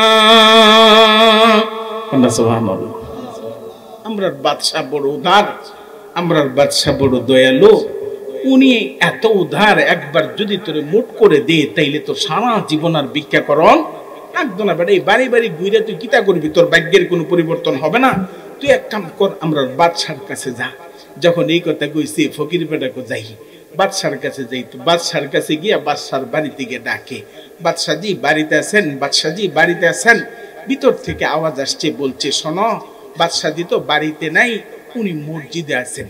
কোথায় আছেন? মুসলমানের বাদশাকে মসজিদে পাওয়া যায়, কিন্তু আমাদের দেশে মুসলমান নামদারি যারা বাদশা হন তাদেরকে মসজিদে পাওয়া যায় না, দুই জায়গায় পাওয়া যায়। একটা হইলো বেশ্যালয়, আর একটা হইলো মদের ফ্যাক্টরি। কথা কোন ঠিক কিনা? ওই মদ খানার বেশ্যালয়ে পাওয়া যায়। ওই ফকির হাঁটতে হাঁটতে মসজিদে গেছে। মসজিদে নামাজের টাইম না, টাইম ছাড়া ফাঁকা মসজিদ। বাদশা পশ্চিম দিকে ফিরে বসে আছে, ফকির পেছন দিক দিয়া দরজার কাছে দাঁড়াইছে। বাদশার চেহারা দেখা যায় না। বাদশা হাত তুলে পশ্চিম দিকে ফিরে হাত তুলে বলতেছে, আল্লাহ, আল্লাহ, আমি ফকির, আল্লাহ, আমি ফকির। আল্লাহ, তুমি তো শাহানশাহ, তুমি তো বাদশার বাদশা। আল্লাহ, তোমার তো কোনো অভাব নাই। আল্লাহ, তুমি আমারে দান করো, আল্লাহ, তুমি আমারে দান করো। ফকির বেটাকে কেডা আমারে ফাটাইলো এই ফকিরের কাছে? আরে হেতে কেন না আমারে ফাটাইলো ফকিরের কাছে? এক ফকির কে আর এক ফকিরের জীবনে কোনোদিন ভিক্ষা দেয়? আমারে ফাটাইছে ফকিরের কাছে। হে নিজেই তো ফকির, হে নিজেই কইতেছে হে বিলে ফকির, হে আর একজনের কাছে ভিক্ষা চা। এই কথা কইয়া হে আর ভিক্ষা না চেয়ে গেছে। যেটা ফাটাইছে এটা দিঘা কি তারে গেছলি যে ভাইসুস নি কথা কইছ না, তুই যত নষ্টের মূল সময়টা নষ্ট করছ। তো কিতা হইছে রে? তুই বেটা ফাটাইছিস একটা ফকিরের কাছে, হে আমারে ভিক্ষা দিব, হে নিজেই ফকির। যখন এই কথা কইছে, তখন ওই যে লোকটা ফাটাইছে হে বুঝলাম না ঘটনা। বাইরে কিতা কইতাম, গেছি বাদশার বাড়ি। বাদশা বিলে মসজিদ, হাঁটতে হাঁটতে মসজিদে গেছি, গিয়া দেখি মসজিদে কেউ নাই, বাদশা একলা বই রইছে। দুই হাত তুইলা চোখের পানি ছাড়তা ছাড় কইতাছে, আল্লাহ, আমি ফকির, আল্লাহ, আমি ফকির। আল্লাহ, তুমি তো বাদশা, তুমি আমারে দান করো। আমি বুঝছি এটাতে ফকির, তুই আমারে ফকিরের কাছে পাঠাইছস। ফকির কোনোদিন আরেক ফকিরের ভিক্ষা, এই জন্য আমি খুঁজছি নাই উঠছি। যে ফাটাইছে হে দুরু বুকা, তুই আস্তে একটা বুকা। হে বেটা আল্লাহর কাছে চাইছে, আল্লাহ থেকে বড় কোন বাদশা আছে নাকি? হে বেটা আল্লাহর কাছে চাইছে, এই জন্য কি বেটা ফুই দিছে নাকি? তুই তো বেটার কাছে চাইলে বুঝ দি কি তা দেখ, যখন এই কথা কইছে। আবার ভাইয়েরা লোকটা কাউ না ও তো অক্ষর ও বুঝ মনে করো না, আমি অক্ষরে বুঝি না যে তা না, আমি আসল জিনিস বুঝছি। কিতা বুঝছ? আমি বুঝছি দুনিয়ার মানুষের কাছে চাইয়া ভাগ্যের পরিবর্তন হইতো না, ওই আসল মালিকের কাছে চাইতে হইব। এই জন্য আজকা থেকে নিয়ত করছি আর কোনো মানুষের কাছে হাত পাতবো না, হাত যদি পাতি তো আল্লাহর কাছে পাতবো। সুবহানাল্লাহ। আল্লাহর নবী হাদিসের মধ্যে বলছেন, ইযা সাআলতা ফাসআলিল্লাহ, যখন তুমি কিছু চাও তখন আল্লাহর কাছে চাও, কারণ দুনিয়ার সব ফকির, তোমার আল্লাহর কোনো অভাব। কিন্তু একটা জায়গা তো বাবা আছে, কথায় কথায় লম্বা হয়ে যাবে বাবা, 11টা তো বেজেও গেছে, খারাপ লাগতেছে, কষ্ট লাগতেছে। আমি তো আর অত ভাইরাল টাইরাল বক্তা না, অত সুন্দর করে কইতামও পারি না, এরপরও মানুষের দাওয়াত দেয়। কি করতাম ভাই সাহেব, একটু বলছেন যখন একটু শুনেন। বলছিলাম বাবা, বলছিলাম যে এই যে দেখেন আমাদের কিছু কিছু জায়গায় বুঝের কিছু কমতি আছে, আমরা মনে করি আল্লাহর এক জায়গার অভাব আছে। জানি না কথাটা কইলে হয়তো আপনার কষ্ট লাগতো ফারে। ওই যে একটু আগে কইছিলাম জাড়া ভিসা দিয়ে বাড়ি দিলে কিছু তো সরবা হলো যায়। একটা জিনিস বুঝছেন, রাগ করেন না, পরে যদি কথা বলার থাকে তো কথা বললেন। আচ্ছা বাবা বলেন তো দেখি, আমরা যে নামাজ পড়ি 5 ওয়াক্ত নামাজ, 5 ওয়াক্ত নামাজের মধ্যে রুকু সেজদা আসেনি? একটু কথা কোন আসেনি? তাহাজ্জুদ নামাজও, ঈদের নামাজও, দুনিয়ার এমন কোন নামাজ আসেনি যে নামাজের মধ্যে রুকুও নেই সেজদাও নেই? একটা। কয়টা নামাজ? শুধু একটা নামাজে রুকুও নাই সেজদাও। এখন প্রশ্ন হইল কেন? হয়তো বা ঘটনাটা এমন হইতে পারে তাবারুকের মতন, এখন দিতে গিয়া লাস্টে 3 জনের শর্ট ফিরেছে গা। আল্লাহ সব নামাজ রুকু সেজদা দিতে গিয়া এরপরে জানাজা যখন আইছে তখন আর রুকু সেজদা নেই। ঘটনাটা কিরকম বিশ্বাস করেন? আমার আল্লাহর অভাব আছে? আমার আল্লাহ বলছেন আল্লাহুস সামাদ, আল্লাহর কোনো অভাব নাই। তাইলে বোঝা গেল আল্লাহর অভাব নাই। কিন্তু আল্লাহ জানাজার নামাজের মধ্যে রুকু আর সেজদা 2টা জিনিস দিলেন না কেন? কারণ সহজে বুঝেন, সহজ করে বুঝেন বাবা, আমরা দুনিয়ার যত নামাজ আছে, জানাজার নামাজ ছাড়া যত নামাজ আছে, এই নামাজ যখন পড়ি তখন একজনকে সামনে নিয়ে নামাজ পড়ি। তিনি কে? কথা বলেন, তিনি কে? আল্লাহ। কিন্তু যখন জানাজার নামাজ পড়ি তখন আমাদের সামনে কি থাকে? একটা মুর্দা থাকে। এই জন্য রুকু করলে কেউ মনে করতে পারে যে ওই বড় হুজুরের তাজিম করে মাথাটা নোয়াইছে, সেজদা করলে মনে করতে পারে বড় হুজুরের জানাজা পড়তে গিয়া এই সেজদাটা মনে বড় হুজুরের সম্মানে দিছে। এই জন্য আল্লাহকে সাবধানী, কপাল, আমি আল্লাহ ছাড়া কারো কাছে নত করা যাবে না। এই জন্য আল্লাহকে জানাজার নামাজ পড়বি ঠিক, কিন্তু কোমর বাঁকা করার কোন সুযোগ। এখন এইখান থেকে একটু বুঝা কর, যদি জানাজার নামাজে পিসাব হুজুর সামনে থাকার পরেও মাথাটা নোয়ানোর সুযোগ না পাই, তাইলে এই আল্লাহর ওলির কবরে দেওয়ার পরে মাজারে গিয়া সেজদা দেওয়ান, এটা বুদ্ধিমানের কাজ না বোকার কাজ? কিন্তু কিছু কিছু জায়গা দেয়নি না, দেয় না, দেয় যে এটার প্রমাণ কি? প্রমাণ হইলে দেখবেন মাজারে গেলে লেখা থাকে এখানে সেজদা করিবেন। এই লেখাটা থাকা মানেই এখানে কামটা হয়। কারণ দেখবেন সব জায়গার মধ্যে লেখা থাকে না এখানে প্রস্রাব করিবেন না, কিছু কিছু জায়গা সাইনবোর্ড লাগানো থাকে এখানে প্রস্রাব করিবেন না, গিয়ে দেখবেন এখন পেশাবের গন্ধে হারানো যায় না। তার মানে এখানে যেখানে সাইনবোর্ড এখানে আরো বেশি করে করে। হ্যাঁ, মনে করে অন্য জায়গা তো কোন জায়গা জানি পবিত্র করে লাইলে জানি ধরে নিলা, ইহানে করে লাই যেহেতু আগের থেকে গন্ধ পাওয়া করে লাইলে কোনো সমস্যা। আচ্ছা বাবা, এখন এইটুকু বুঝলাম যে আল্লাহর ওলির কবর জিয়ারত করা সুন্নত। আপনি জিয়ারত করতে যাইবেন, সূরা ফাতিহা পড়বেন, সূরা ইখলাস পড়বেন, সূরা তাকাসুর পড়বেন, দুরূদ শরীফ পড়বেন, ইস্তেগফার করবেন।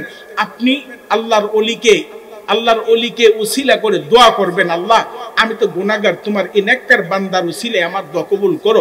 উলামায়ে কেরাম বলছেন এইটুকুন বলা জায়েজ আছে, কিন্তু আল্লাহর ওলির কাছে কিছু চাওয়ার কোনো সুযোগ আসেনি, নাই। কারণ একটা জিনিস বুঝতে হবে বাবা, আবেগ এক জিনিস, বাস্তবতা আরেক জিনিস। আমার নবীর চাইতে পাওয়ারফুল আর কেউ না, কিন্তু আমার সেই নবী ১৫০০ বছর আগে যা বলে গেছেন প্রত্যেকটা হাদিস, কিন্তু ১৫০০ বছরের ভিতরে কেউ একটা শব্দ দাবি করে নাই যে নবী দুনিয়া থেকে যাওয়ার পরে আমার এই কথাটা কইছি এটা হাদিস। আজ পর্যন্ত কেউ দাবি করে নাই।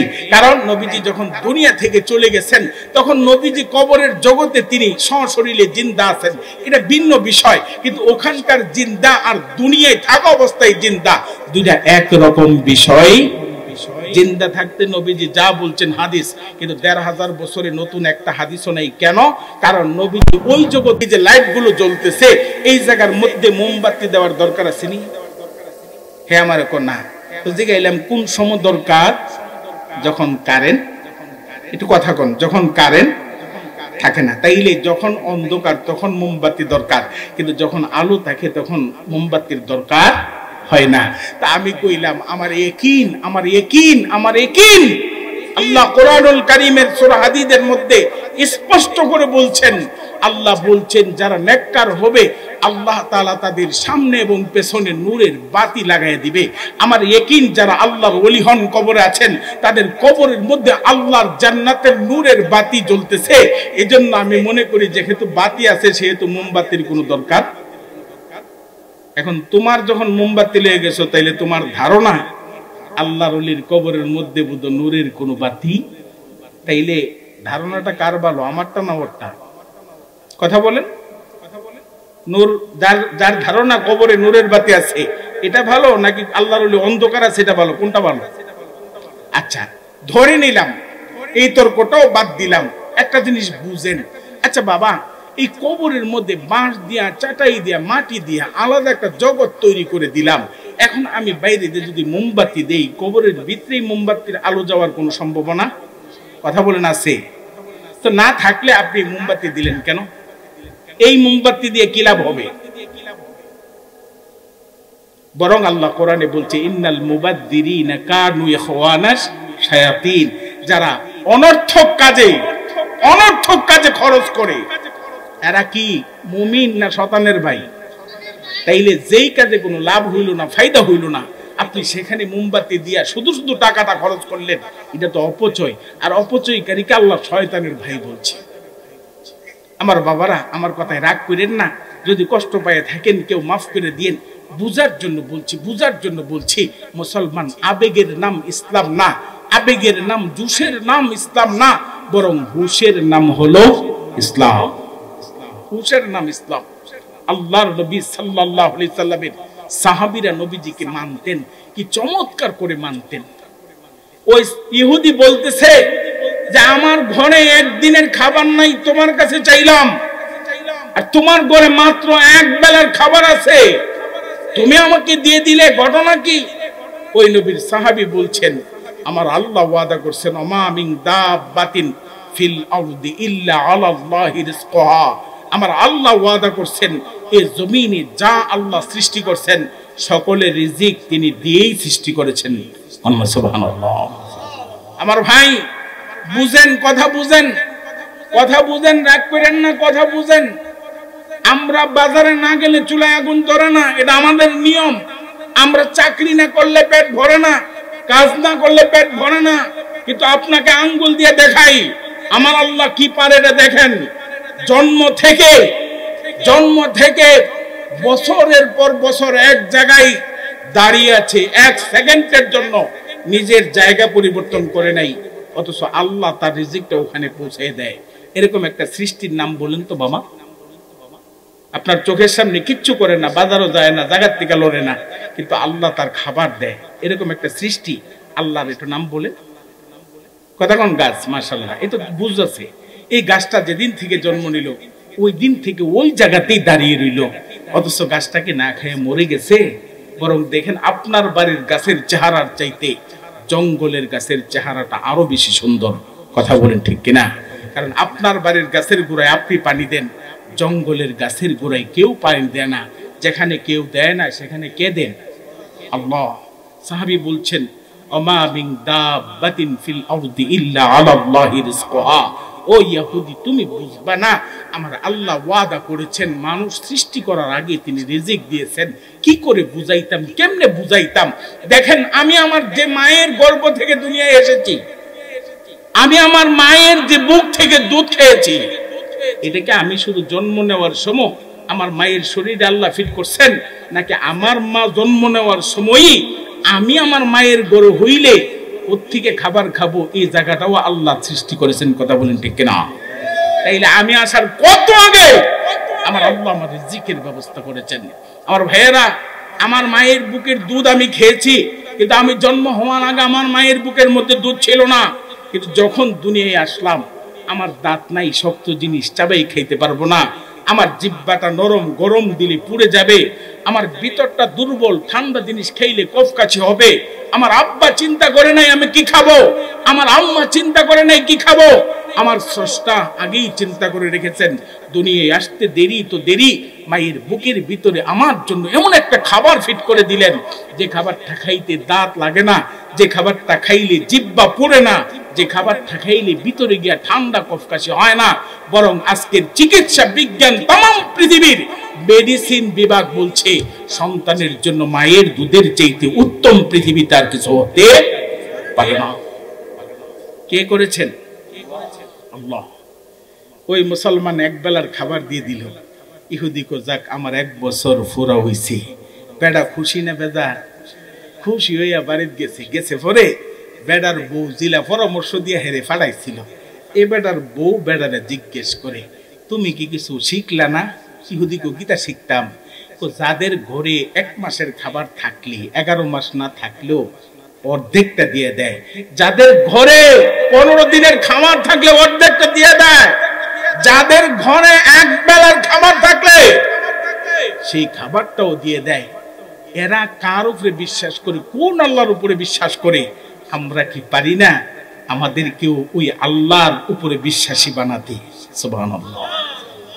ইহুদি কো, হ্যাঁ কথা তো ঠিক, আমার ঘরে 11 মাস তুই আমি পেরেশান, আমার কোনো অভিভাবক নাই, গার্ডিয়ান নাই, আর 1 বেলা আছে তো পুরো বছরই নেই, গোলা খালি। হে যদি আল্লাহর উপর ভরসা করতে পারে, আমি কেন সে আল্লাহ থেকে দূরে থাকবো? ইহুদি আর ইহুদির বউ দুইজনে মিলে আল্লাহর নবীর সাহাবীর কাছে গিয়ে বলছেন, ভাই আল্লাহ চিনতে ভুলে গেছিলাম, তোমাদের দান করা দেখে বুঝলাম আল্লাহ যে কি জিনিস। আমরা ওই আল্লাহর কাছে হাত পাততে চাই, দুনিয়ার কারো কাছে না। আমাদেরকে পড়াইয়া দাও লা ইলাহা ইল্লাল্লাহ মুহাম্মাদুর রাসূলুল্লাহ সাল্লাল্লাহু আলাইহি সাল্লাম। আমরা সেই মুসলমান, আমরা সেই মুসলমান। কিন্তু আফসোস, আজকে আমাদের মধ্যে মুসলমান নামদারি হাজার হাজার কোটি টাকা দেশের আরেক দেশে নিয়ে জমা করে এই খবরও পাওয়া। নাম আব্দুল্লাহ, কি সুন্দর নাম, আল্লাহর বান্দা। কিন্তু আসলে এটা আল্লাহর বান্দা না শয়তানের বান্দা? শয়তানের বান্দা। সেজন্য নামে মুসলমান হয়ে লাভ নাই, কামে মুসলমান হতে হবে। কথা বলেন ঠিক কিনা? নাম দিয়ে লাভ নাই। আবার ভাইরা, নাম দিয়ে কি হবে? ওই যে দেখেন না আমাদের দেশে, আমি বুঝাইতে পারি না আপনাদেরকে, আপনি আপনার সন্তানকে সবচেয়ে বেশি ভালোবাসেন, আমরা সবাই, আমরা চাই আমাদের সন্তানরা সবচেয়ে ভালো থাকুক। কিন্তু একটা কথা কি জানেন, আপনি কোটি টাকার বাড়ি দিবেন, নাও থাকতে পারে। আপনি কোটি টাকার গাড়ি দিবেন, নাও থাকতে পারে। আপনি কোটি টাকার সম্পদ দিবেন, সন্তান নষ্টও করে দিতে পারে। কিন্তু আপনি একটা জিনিস সন্তানকে দিতে পারেন, যেটা কোনোদিন সে নষ্ট করতে পারবে না। সেই সম্পদটার নাম কি? কোরআন তো আলাদা এক জিনিস, আরেকটা জিনিস আছে একেবারে সস্তা, টাকা পয়সা লাগে না। আপনি চাইলে তাকে দিতে পারেন, যেটা সারা জীবন সে এটাকে নিয়ে চলতে পারে, এমনকি মরার পরেও এই সম্পদটা কাজে লাগে। সেটা হলো একটা সুন্দর নাম। কথা বলেন কি? একটা সুন্দর সেন্টু, মন্টু, সুইটি, ডিউটি, বিউটি, এগুলো না, একটা সুন্দর অর্থবহ নাম। আপনাকে জিজ্ঞেস করি, আপনার সন্তানকে একটা নাম দিতে গেলে কয় টাকা লাগে? আফসোস, আমরা একটা সুন্দর নাম দিতে পারি না। মাঝে মাঝে নাম জিগাইলে, ফুলার বাপের নাম জিগাইলে ফুলা মাথা ঘুরাইলা। কিরে, তোরা তো তোর আব্বার নাম জিগাইছি, মাথা ঘুরাইলি কেন? ফুলা মানুষের সামনে নাম কইতে পারে না, এরকম নামও আছে নি ভাই স্যার? দু একটা কইতাম নি, কইলে যদি মাহফিলে এরকম দু একজন তাহে তো কইব, হুজুর আমার একে ধরলো। নাম কি? সোনা মিয়া। কি নাম? নাম কি? সোনা মিয়া।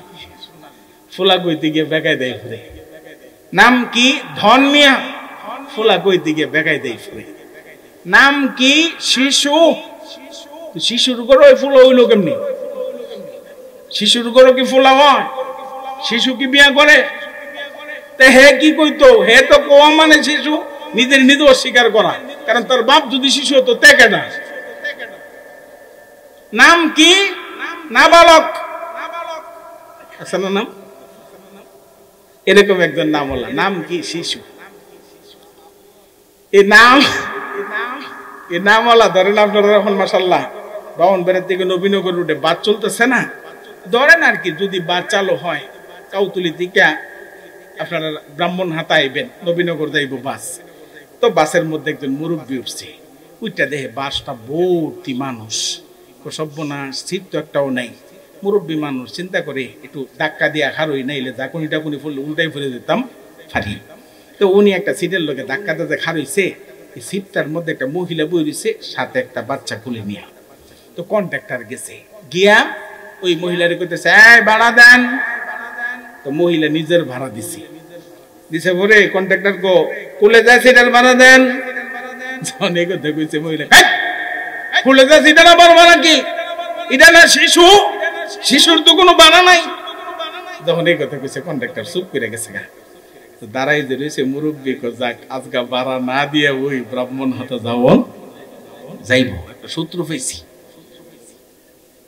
কতক্ষণ পরে কন্ট্রাক্টর দেয় চাচা ভাড়া দেন চাচা কত রাহল নেই কো চাচা বুঝলাম না ভাড়া চাইলাম আহল নেই কইলেন কেরে কনা তোর কি ওয়াজ মনে দেখে না একটু আগে ওয়াজ করলো মহিলা কন্ট্রাক্টর কো চাচা কি ওয়াজ করলো বুঝলাম না তাই বেটা কইছে না শিশুর কোনো ভাড়া নাই কন্ট্রাক্টর কো চাচা এই ওয়াজের লোক আমনে সম্পর্ক কি বেটা কো আমার নাম শিশু আমার নাম কি শিশুর কোনো ভাড়া নাই যখন এই কথা কইছে কন্ট্রাক্টর দুইটা চোখ বাইরে ফিরে কো চাচা কোন কি আপনার চুলদারি সব সাদা আপনি দি শিশুর দাদা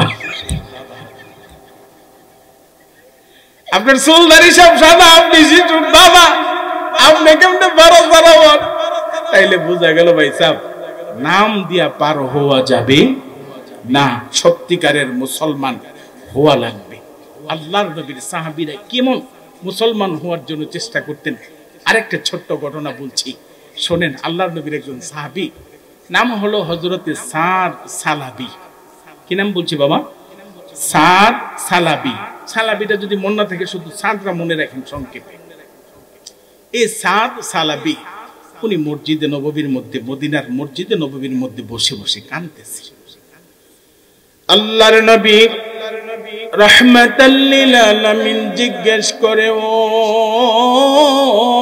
সাদ কেন রে মসজিদে নববীর মধ্যে বসে বসে কান্দো কি তোমার দুঃখ কি তোমার কষ্ট হযরতে সাদ রাদিয়াল্লাহু তাআলা আনহু ডাক দিয়া কমায়ার নবী গো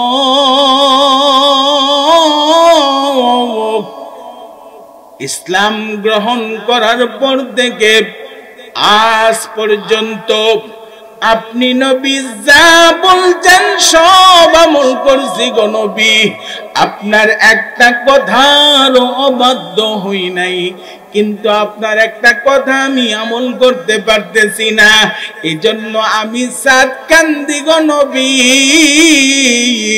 আপনার একটা সুন্নত আমি সাদের জীবনে পূরণ করতে পারলাম না সুবহানাল্লাহ কয়টা সুন্নত একটা সুন্নত পালন করতে পারে নাই এজন্য সাদ কান্দে আমার ভাই রে ভাই আমার নবীর মায়া আমার মায়ের চাইতে কম না বেশি আমার মা আমাকে ভুলেও যেতে পারে কিন্তু আমার মদিনার নবী আমাকে ভুলে যেতে পারে আমার বাবা আমাকে ভুলে যেতে পারে কিন্তু আমার মায়ের নবী ভুলে যেতে পারে না কথায় কথায় লম্বা হয়ে যাচ্ছে রে বাবা আল্লাহর নবী রাহমাতাল লিল আলামিন একদিন ওই খন্দকের মধ্যে পাথর তুলতেছিলেন সাহাবীদেরকে নিয়ে মাটি কাটতেছিলেন এমন সব নবী রাহমাতাল লিল আলামিন পেটের কাপড় উঠাইয়া যখন নাকি দেখাইলেন সাহাবীরা দেখে নবী রাহমাতুল লিল আলামিনের পেটের মধ্যে দুইটা পাথর বাঁধা। কয়টা পাথর? এটা আওয়াজ দিয়ে বলেন কয়টা? সাহাবী অবাক হয়ে জিজ্ঞেস করে, ইয়া রাসূলুল্লাহ, ইয়া হাবিবাল্লাহ, ওগো মায়ার নবীজি, আপনি নবীর পেটের মধ্যে দুইখানা পাথর কেন গো? বুঝলাম না।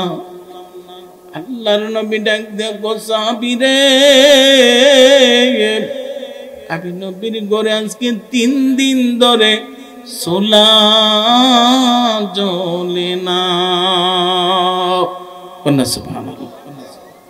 নবী রাহমাতাল লিল আলামিনের ঘরে 3 দিন ধরে সোলা জ্বলে। আল্লাহর নবীর সাহাবী ডাক দেখো, ইয়া রাসূলুল্লাহ, একটা কথা বলতাম। নবীজি গো, কি বলবা, কি বলবা?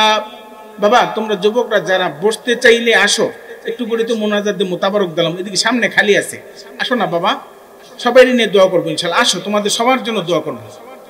একটু সামনে একটু আগায় বসি, যারা পারি নাইলে। আর তোমরা যারা আসছো তারা পরে, যারা আসছো তারা সাইডে বা সামনে আসো। একটু খেয়াল করে জিকির করি, লা ইলাহা লা ইলাহা লা ইলাহা লা ইলাহা লা ইলাহা ইল্লাল্লাহ লা ইলাহা ইল্লাল্লাহ লা ইলাহা ইল্লাল্লাহ লা ইলাহা লা ইলাহা লা ইলাহা ইল্লাল্লাহ মুহাম্মাদুর রাসূলুল্লাহ সাল্লাল্লাহু আলাইহি ওয়াসাল্লাম। কর্তৃপক্ষ নোটিশ দিব আমারে মনে হইতেছে, শেষ করতে দিব নাকি? আমরা শেষ করে এলাম ইনশাআল্লাহ শর্টকাট করে। অন্য কিছু বলবা? আচ্ছা, আমরা 12টার আগে শেষ করে দেব, চলবো তো? এখন কিন্তু অলরেডি কটা বাজে? 11:24। আমরা 12টার ভিতরে মোনাজাতটা সেরে নিলাম, কষ্ট হইব ভাই সাহেব। আচ্ছা, যেটা বলতে চাইছিলাম, কথা তো গাছের লতার মতো, একটা লোক একটা লাগিয়া লম্ব হয়ে যায়। ওই যে বলতে চাইছিলাম যে নবীজি পেটের মধ্যে পাথর বাড়িছে, নবীর মায়া কত, সাহাবী কান্দে, নবীও কান্দে। কেন? কারণ আমার নবী আমার আব্বা আম্মার চাইতো আমাকে কম ভালোবাসে না বেশি? বেশি। আমার ভাইয়েরা, বাবারা, সাহাবী কই, ইয়া রাসূলুল্লাহ, আমি একটা কথা জানি, আপনাকে একটু জিজ্ঞেস করতাম। তো নবীজি জিজ্ঞেস করে, কি কথা? কই, ইয়া রাসূলুল্লাহ, শুনছি আল্লাহ তাআলা নাকি প্রত্যেক নবীরে নিজের জন্য একটা দোয়া করার জন্য সুযোগ দিছে। আপনি আপনার নিজের জন্য যা চাইবেন আল্লাহ আপনাকে তা দিবে। ইয়া রাসূলুল্লাহ, সব নবীরা এই দোয়াটা পাইছে, আপনিও তো পাইছেন? আল্লাহর নবী কো, হ্যাঁ আমিও পাইছি। ইয়া রাসূলুল্লাহ, আপনি কি দোয়াটা করছেন? আল্লাহর নবী ডেকে বলেন, ও আমার সাহাবী, ১০০ লক্ষ পয়গম্বরকে আমার আল্লাহ এই দোয়া করার অধিকার দিয়েছে। ১০০ লক্ষ সাহাবী, ১০০ লক্ষ পয়গম্বর নবীগণে দোয়া করেছে। আমি রাহমাতাল লিল আলামিন এই দোয়াটা এখনো করি নাই। সুবহানাল্লাহ। সাহাবী কয়, ইয়া রাসূলুল্লাহ, আপনি যদি দোয়াটা করেন আর আল্লাহরে কোন, আল্লাহ আমারে সুলাইমান আলাইহিস সালামের চাইতে বড় বাদশা বানাইয়া দাও, তাইলে তো আল্লাহ আপনারে দুনিয়ার সবচেয়ে বড় বাদশা বানাইয়া দিত। আপনি কেরে ক্ষুধার জ্বালাই ফেরের মধ্যে পাথর বানছেন।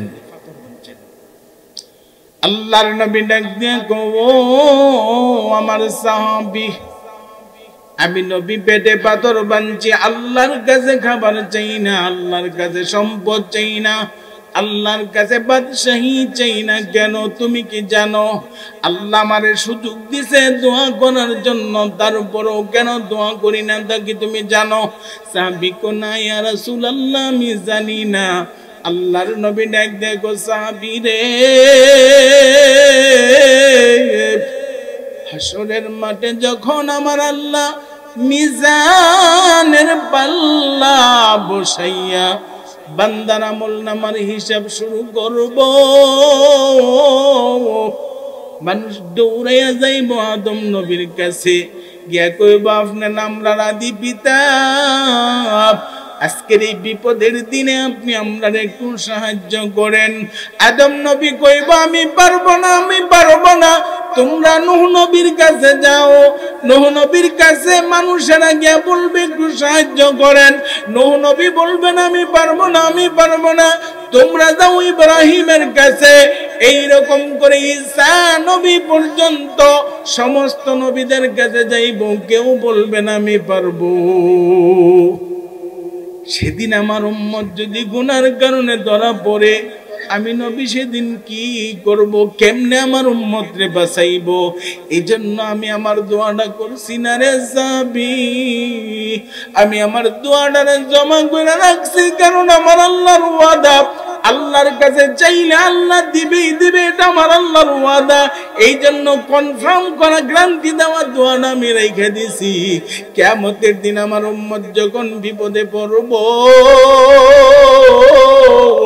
আমি নবী সেই দিন আমার এই দোয়াটা কইরা আমার উম্মতের নাজাত চাইব। কেমন মায়ার নবী রে, কেমন মায়ার নবী আল্লাহ আমরারে দিছে। আমার বাবানা যখন সাদ বলছে ইয়া রাসূলুল্লাহ, আপনি নবীর একটা সুন্নতের উপর আমল করতে পারি না, সেজন্য আমি পয়সা পয়সা কাঁদতেছি।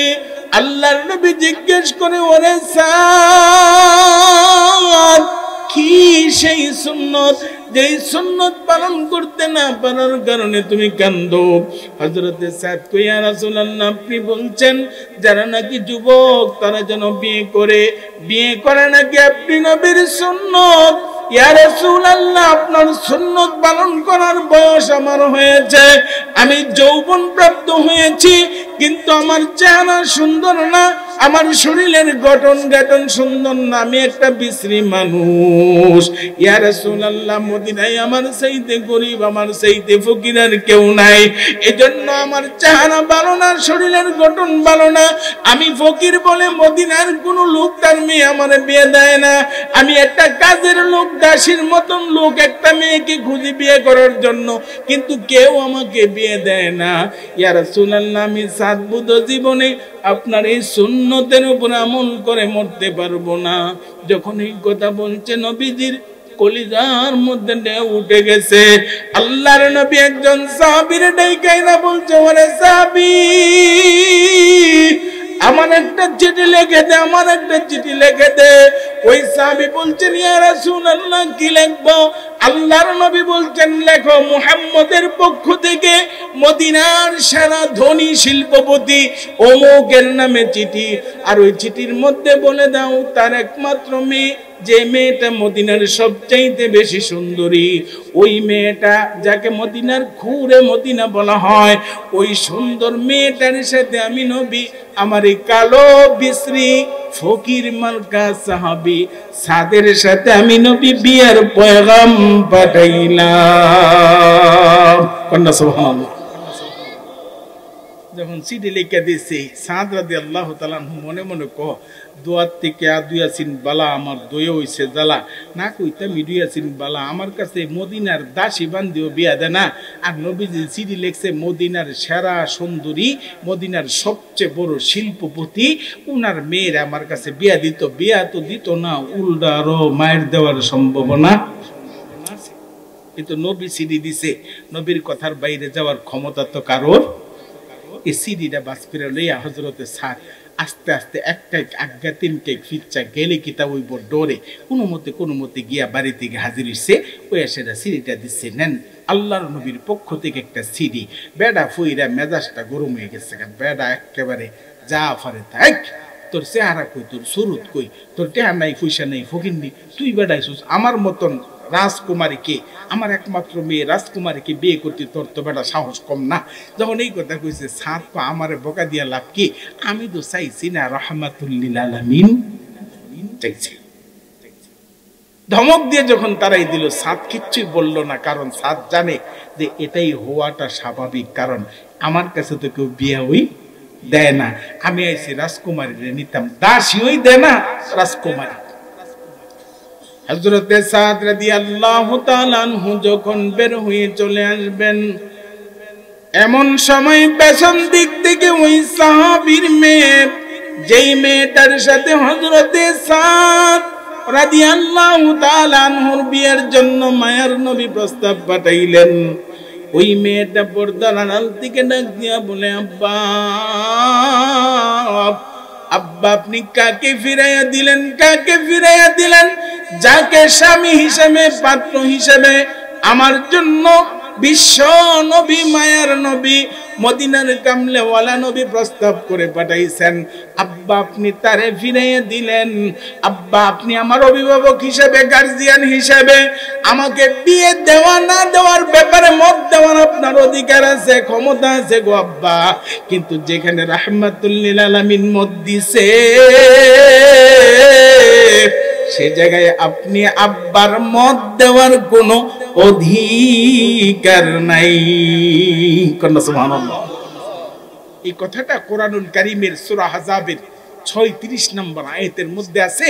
আল্লাহ বলছেন, আল্লাহ রাসূল যে বিষয়ে তোমাদেরকে কোনো কাজ করার জন্য হুকুম দেয়, এ ব্যাপারে আর কোনো ব্যাখ্যা করার কোনো সুযোগ, এটা পছন্দ হইলেও মানতে হবে, পছন্দ না হইলেও মানতে হবে। ভাই সব কথা কি পছন্দ অনুযায়ী হয় না?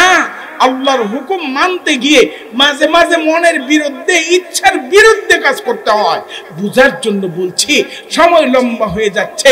আচ্ছা বলেন তো, বাবা ইব্রাহিম নবী 86 বছর বয়সে গিয়া চুল দাড়ি পাইকে বুড়া হয়ে গেছে, এই অবস্থায় কি আল্লাহর কাছে চাইতে চাইতে চাইতে চাইতে একটা সন্তান পাইছে।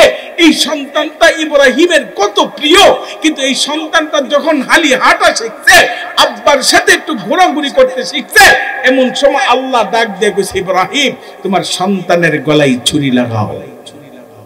কথাটা কি মনের ইচ্ছার পক্ষে ছিল না বিপক্ষে? ভালোবাসার পক্ষে না বিপক্ষে? মনের ইচ্ছার বিপক্ষে। দেখেন, আল্লাহর হুকুম পালন করা ছাড়া কোনো পথ নেই। ইসমাইল আলাইহিস সালামকে ইব্রাহিম বলছেন, আমি স্বপ্ন দেখছি তোমাকে জবাই করতেছি। আচ্ছা কোন যাকে জবাই করবে তার কাছে এই খবরটা আনন্দের ছিল না কষ্টের? কিন্তু সেই সন্তান কষ্ট নেয় নাই, বরং বলছে, ইয়া বাতি ফাল মা তুমারু সাদাজিদুনি ইনশাআল্লাহু মিনাস সাবিরিন। ও আমার আব্বা, আপনি দেরি করবেন না, আপনি আমার মায়ায় পড়বেন না, আল্লাহ যা হুকুম করছে আপনি পালন করেন। তার মানে আমি ইসমাইলের গলায় ছুরি চালাই দেন, কারণ সন্তানের গলায় ছুরি দেওয়া ওর ভালো আমার আল্লাহর কথার অবাধ্য হওয়ার চাইতে। সুবহানাল্লাহ। এই পরীক্ষা শুধু ইব্রাহিমের জন্য না আমরার জন্য আছে? কথা কইতে গেলে লম্বা যাব, আরেকদিন সুযোগ হলে কমুনে অনেক কথা। আল্লাহ সূরা আনকাবুতের মধ্যে একটা কথা বলছেন, কি বলছেন? হাসিবান নাস আইয়ুতরাকু আইয়াকুলু আমান্না ওয়া হুম লা ইফতানুন। তোমরা কি মনে করছো শুধু বলবা? এর কথা বলছেন, শোনো, এগুলো খারাপ না, এগুলো ভালো, তবে এগুলো আল্লাহর চাইতে যেন বেশি প্রিয়। কখনো কখনো হালাল জিনিসও হারাম, বুঝেন বাবা, বুঝেন? কখনো কখনো হালাল জিনিস কি হয়? ভাত হালাল না হারাম? আমরা যে ভাত খাই, খাবার খাই, হালাল না হারাম? আমরা যে পানি খাই, হালাল না হারাম? আমি যে বিয়ে করি আমার স্ত্রী, হালাল না হারাম? রোজার মাসে ফজরের পর থেকে মাগরিবের আগ পর্যন্ত ভাত কিতা, অন্য সময় কি ছিল? এখন কেন হারাম? এর আল্লাহর হুকুম। আল্লাহ কইছে, দেখি তুই হালালটাকে হারাম করতে পারস কিনা। আমি আল্লাহর হুকুম মাইনা। এই জন্য মা বাবা ভালো জিনিস, সন্তানাদি ভালো জিনিস, ভাই বোন ভালো জিনিস, আত্মীয় স্বজন ভালো জিনিস, স্বামী স্ত্রী ভালো জিনিস, টাকা পয়সা ভালো জিনিস, চাকরি বাকরি ব্যবসা ভালো জিনিস, বাড়ি ঘর সব ভালো জিনিস, হালাল জিনিস। আল্লাহ কাছে এগুলো হারাম হয়ে যাবে তিন জিনিসের চাইতে যদি বেশি মহব্বত করো। এক আল্লাহ, দুই মুহাম্মদুর রাসূলুল্লাহ, তিন আল্লাহর প্রতি জিহাদ। এই তিন কাজের চাইতে যদি এই 8 জিনিস ভালো হয় তাইলে জেনে রাখো তোমার কপালে দুর্গতি আছে, তোমার কপালে দুর্গতি আছে। আমার বাবারা বলছিলাম আইন শেষ করে দিই, সময় চলে গেছে। আপনাদেরকে নিয়ে আমি মুনাজাতের দিকে যাব, 12টার আগে যেহেতু শেষ করব। একটু খেয়াল করেন, আল্লাহর নবীর চিঠি দেওয়া সাহাবী যখন গেল, ওই সাহাবীর মেয়ে বলছেন ইয়া রাসূলুল্লাহ, বাবাকে বলছেন বাবা তুমি আমার বাবা হিসাবে আমাকে বিয়ে দেওয়ার অধিকার তোমার আছে, কিন্তু যেহেতু নবী রাহমাতুল লিল আলামিন পাত্র পছন্দ করছে, সে পাত্রকে বিদায়ী করার ক্ষমতা তোমার নাই। কারণ তুমি বাবার ক্ষমতাও বাতিল হয়ে যাবে যখন আল্লাহর নবী আমাকে কোনো কিছু করতে বলবে। যখন এই কথা কইছে, বেটা মা কি করতাম, নবী কইছে বিয়া, এটার নাক নাই চোখ নাই দহন যেত না, এটার চেহারা স্বরূপ নাই দহন যেত না, এটা ফকির না ধনী দহন যেত না। নবী কইছে বিয়া তো বিয়া হবে, ওরে ডেকে আনো। এখন বেড়া গিয়া সে দেখো বাজান আয়ো আমার বাড়ি, আমি তোমার ভুল করে লাইছি। ওই যে আমরা সমাজে একটা কথা আছে না, মিয়া বেবি রাজি তো কিয়া করে গা কাজী। এখন বেড়া কো যে বেড়া বিয়া করি না, হে বেড়ার নবী ফাটাইছে, বেড়া তো ইচ্ছা করি আইছে, আর আমার মেয়ে বিয়া বই না, বেডিও রাজি আছে, মাঝখানে আমি কেটে ঝামেলা করি। দেখো বাজান একটা কাম করো, তুমি তো গরিব মানুষ জানি, তবে বিয়া শাদী হইলে সামান্য টুকটাক কিছু তো লাগে, তুমি গিয়া তোমার বউ সাজানোর জন্য বিয়ের জন্য কিছু টুকটাক বাজার করে নিয়ে আসো। আল্লাহর নবীর সাহাবী অন্যান্য সাহাবীর কাছ থেকে একটু দান নিয়ে উপহার নিয়ে বাজারে গেছেন, কনের জন্য কিছু কেনাকাটা করবেন। আজকে বিয়ে, আমার ভাইয়েরা বাবারা, একটা মানুষের জীবনে যতগুলো দিন আসে এর মধ্যে সবচাইতে আনন্দের দিনটা হলো কিসের দিন? আর সবচাইতে ছোট রাতের নাম কি এটা জানেন না বোধ? সবচেয়ে ছোট রাত পৃথিবীর মধ্যে সবচেয়ে ছোট রাতের নাম কি? কারণ এই রাতটা তাড়াতাড়ি ফুরাই যায়। ভালোবাসাবাসীর ভিতরে কখন যে রাত পার হয়ে যায় টেরও পাওয়া যায় না। আমার ভাইয়েরা, সাহাবীর মনে আনন্দ, মদিনার সেরা সুন্দরী খুঁড়ে জান্নাতকে বিয়ে করবে, কি পরিমাণ আনন্দ। বাজার করে নিয়ে যখন রওনা দিছে বাড়ির দিকে, হঠাৎ করে শুনে রাহমাতুল লিল আলামিন ঘোষণা দিচ্ছেন, সাহাবীরা চলো জিহাদের ময়দানে। সুবহানাল্লাহ। কোন হযরতে সাদ রাদিয়াল্লাহু তাআলা আনহু যখন জিহাদের ডাক শুনলেন, উনি বিয়ে করার জন্য বাজার নিয়ে বাড়ির দিকে আইলেন না, উল্টা বাজারের দিকে দৌড় শুরু করে দিলেন। দোকানদারকে গিয়া বলে, দোকানদার ভাই, একটু আগে যে বিয়ের জন্য বাজার করছিলাম, আমার বিয়া লাগবে না, এই জিনিসগুলো ফেরত নিয়ে আমার একটা ডাল দাও, আমার একটা তরবারি দাও, যদি পারো আমার একটা ঘোড়া দাও। ওই বিক্রেতা জিজ্ঞাসা করে, তুমি বিয়ের সামগ্রী দিয়ে যুদ্ধে যাওয়ার জন্য কেন ডাল তরবারি খুঁজো, ঘোড়া খুঁজো? হযরতে সাদ কয়, আমার নবী জিহাদের ময়দানে থাকবে, আর আমি সাদ বিয়ে করে বাসর করে থাকবো, এটা আমি সইতে পারবো না, এটা আমি সইতে পারবো না। জলদি করে আমার জিনিসগুলো নিয়ে আমার একটা তরবারি দাও, ডাল দাও। আমার ভাইয়েরা, হযরতে সাদ তরবারি হাতে নিলেন, ডাল হাতে নিলেন, ঘোড়ায় সাওয়ার হইলেন। চিন্তা করলেন, চেহারাটা খোলা থাকলে সাহাবীরা চিনে ফেলবে, যুদ্ধে যাইতে দেবে না। বিয়ার দিন তোমার কিসের যুদ্ধ? নবী রাহমাতুল লিল আলামিন দেখে ফেলবে, যুদ্ধে যাইতে দিবে না, আটকায়া দিবে। এজন্য হযরতে সাদ নিজের চেহারার মধ্যে রুমাল দিয়ে চেহারাটারে ঢেকে ফেললেন, যাতে কেউ চিনতে না পারে। নবীর সাহাবীদের সাথে যুদ্ধের ময়দানে গিয়া কাফেরদের ভিতরে ঢুকে বীর বিক্রমে যুদ্ধ করেন। একাই কাফেরদেরকে গোচর মতন কেটে কেটে সামনের দিকে অগ্রসর হয়ে যায়। আল্লাহর নবী বলেন, কে রে আজকে এমন বীরের মতো যুদ্ধ করে? সাহাবীরা গো, কে রে এই পালওয়ান, কে রে এই বীরে তো বীরের মতন যুদ্ধ করে? একটু পরে দেখলেন ওই কাফেরদের তরবারির আঘাতে হযরতে সাদ ঘোড়ার পিঠ থেকে পড়ে গেলেন, শাহাদাত বরণ করলেন।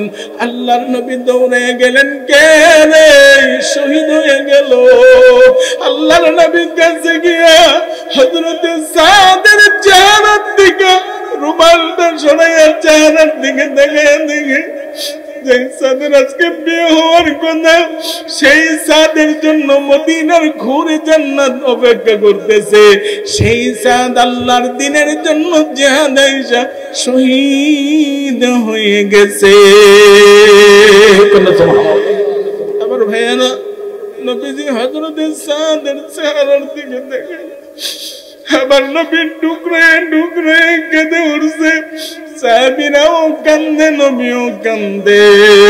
হঠাৎ করে নবীজি কি জানে শুনলেন, হঠাৎ করে নবী কান্না অবস্থায় চোখ উঠে আসমানের দিকে তাইলেন।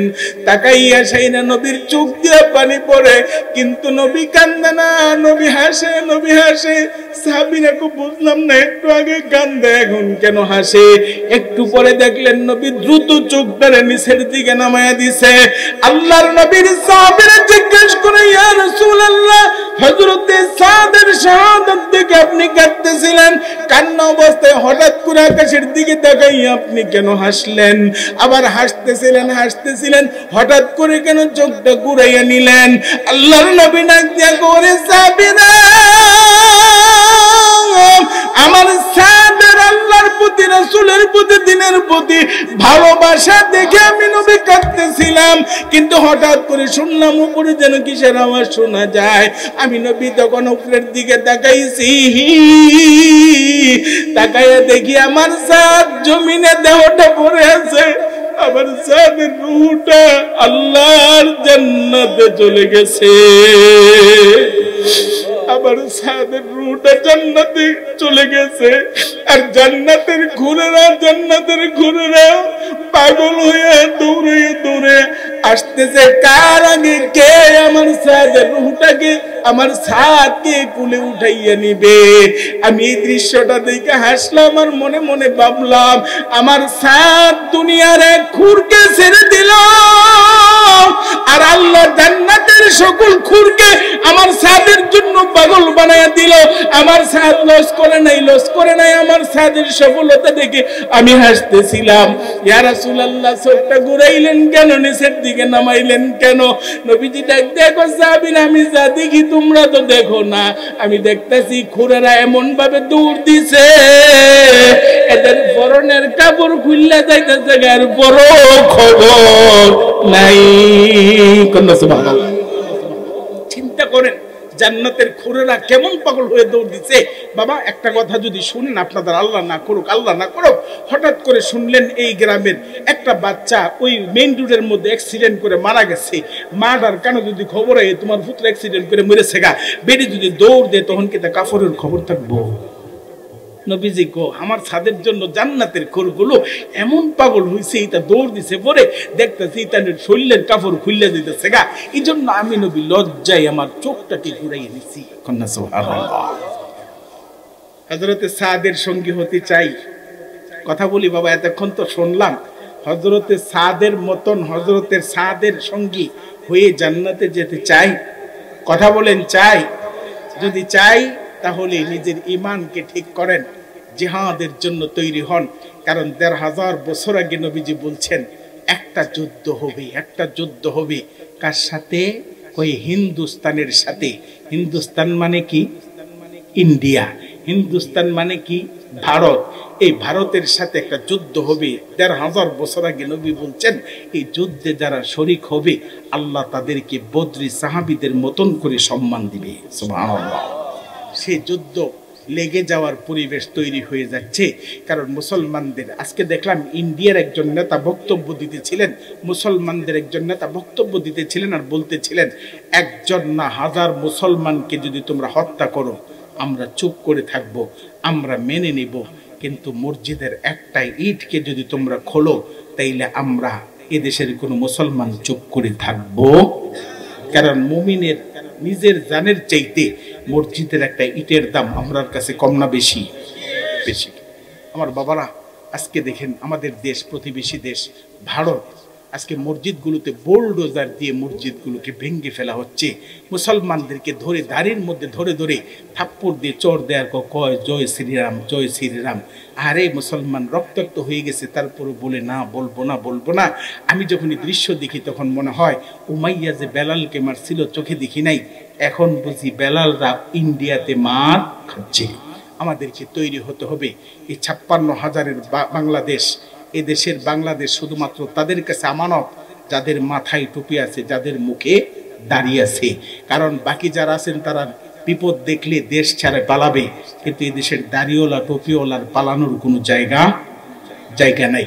এই দেশটা আমাদের, এই দেশটাকে রক্ষা করা, মুক্ত করা, এটা আমাদের দায়িত্ব। সেজন্য আমাদের সকলকে ইমানটাকে তরুতাজা করতে হবে।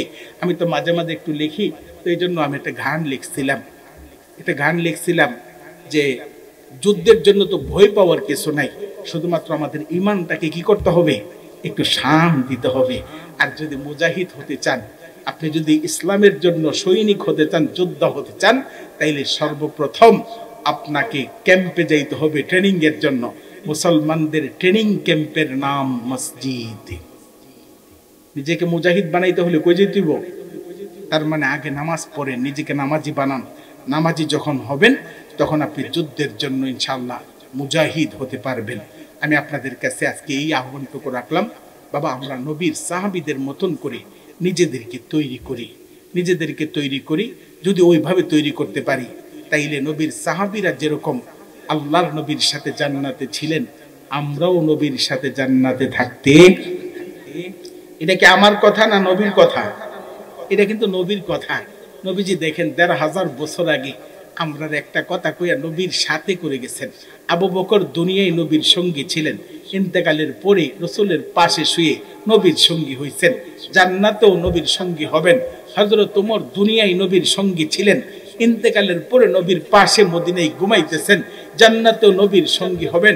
কিন্তু আমরা যারা ১,৫০০ বছর পরে হইলাম, নারই ব্রাহ্মণ হাতা গ্রামে জন্ম নিলাম, নবীর দেশ আমার দেশ এক না, নবীর সময় আমার সময় জন্ম এক না, নবীর ১,৫০০ বছর পরে আইছি, আমরা কি নবীর সাথে জান্নাতে থাকতে পারবো? এই প্রশ্নের জবাব নবী ১,৫০০ বছর আগে দিচ্ছেন আর বলছেন, মান আহাব্বা সুন্নতি ফাকাদ আহাব্বানি। যে ব্যক্তি আমি নবীর আদর্শকে আঁকড়ে ধরবে, আমি নবীর আদর্শকে মহব্বত করবে, সে যেন আমি জিন্দা নবীকে মহব্বত করলো। ওমান আহাব্বানি, আর যে আমি নবীকে মহব্বত করবে, কানা মাই ফিল জান্নাহ, আমি এবং ওই ১,৫০০ বছর না, কোটি বছর পরে যেই লোকটা আমি নবীর সুন্নতকে আদর্শকে ভালোবাসবে, আমি আর ওই লোকটা একসাথে জান্নাতে থাকবো। সুবহানাল্লাহ। সে জান্নাত চাই নাকি চাই না? সে জান্নাত চাইলে আমাদেরকে নবীর আদর্শকে আঁকড়ে ধরতে হবে, নিজের আমাদের চরিত্রকে কোরআনের রঙে সাহাবায়ে কেরামের আদর্শে নবীজির আদর্শ দিয়ে তৈরি করতে হবে, আর ইমানকে তরতাজা করতে হবে। মুসলমান মরতে জানে, কিন্তু মুসলমান ইমান দিতে জানে না।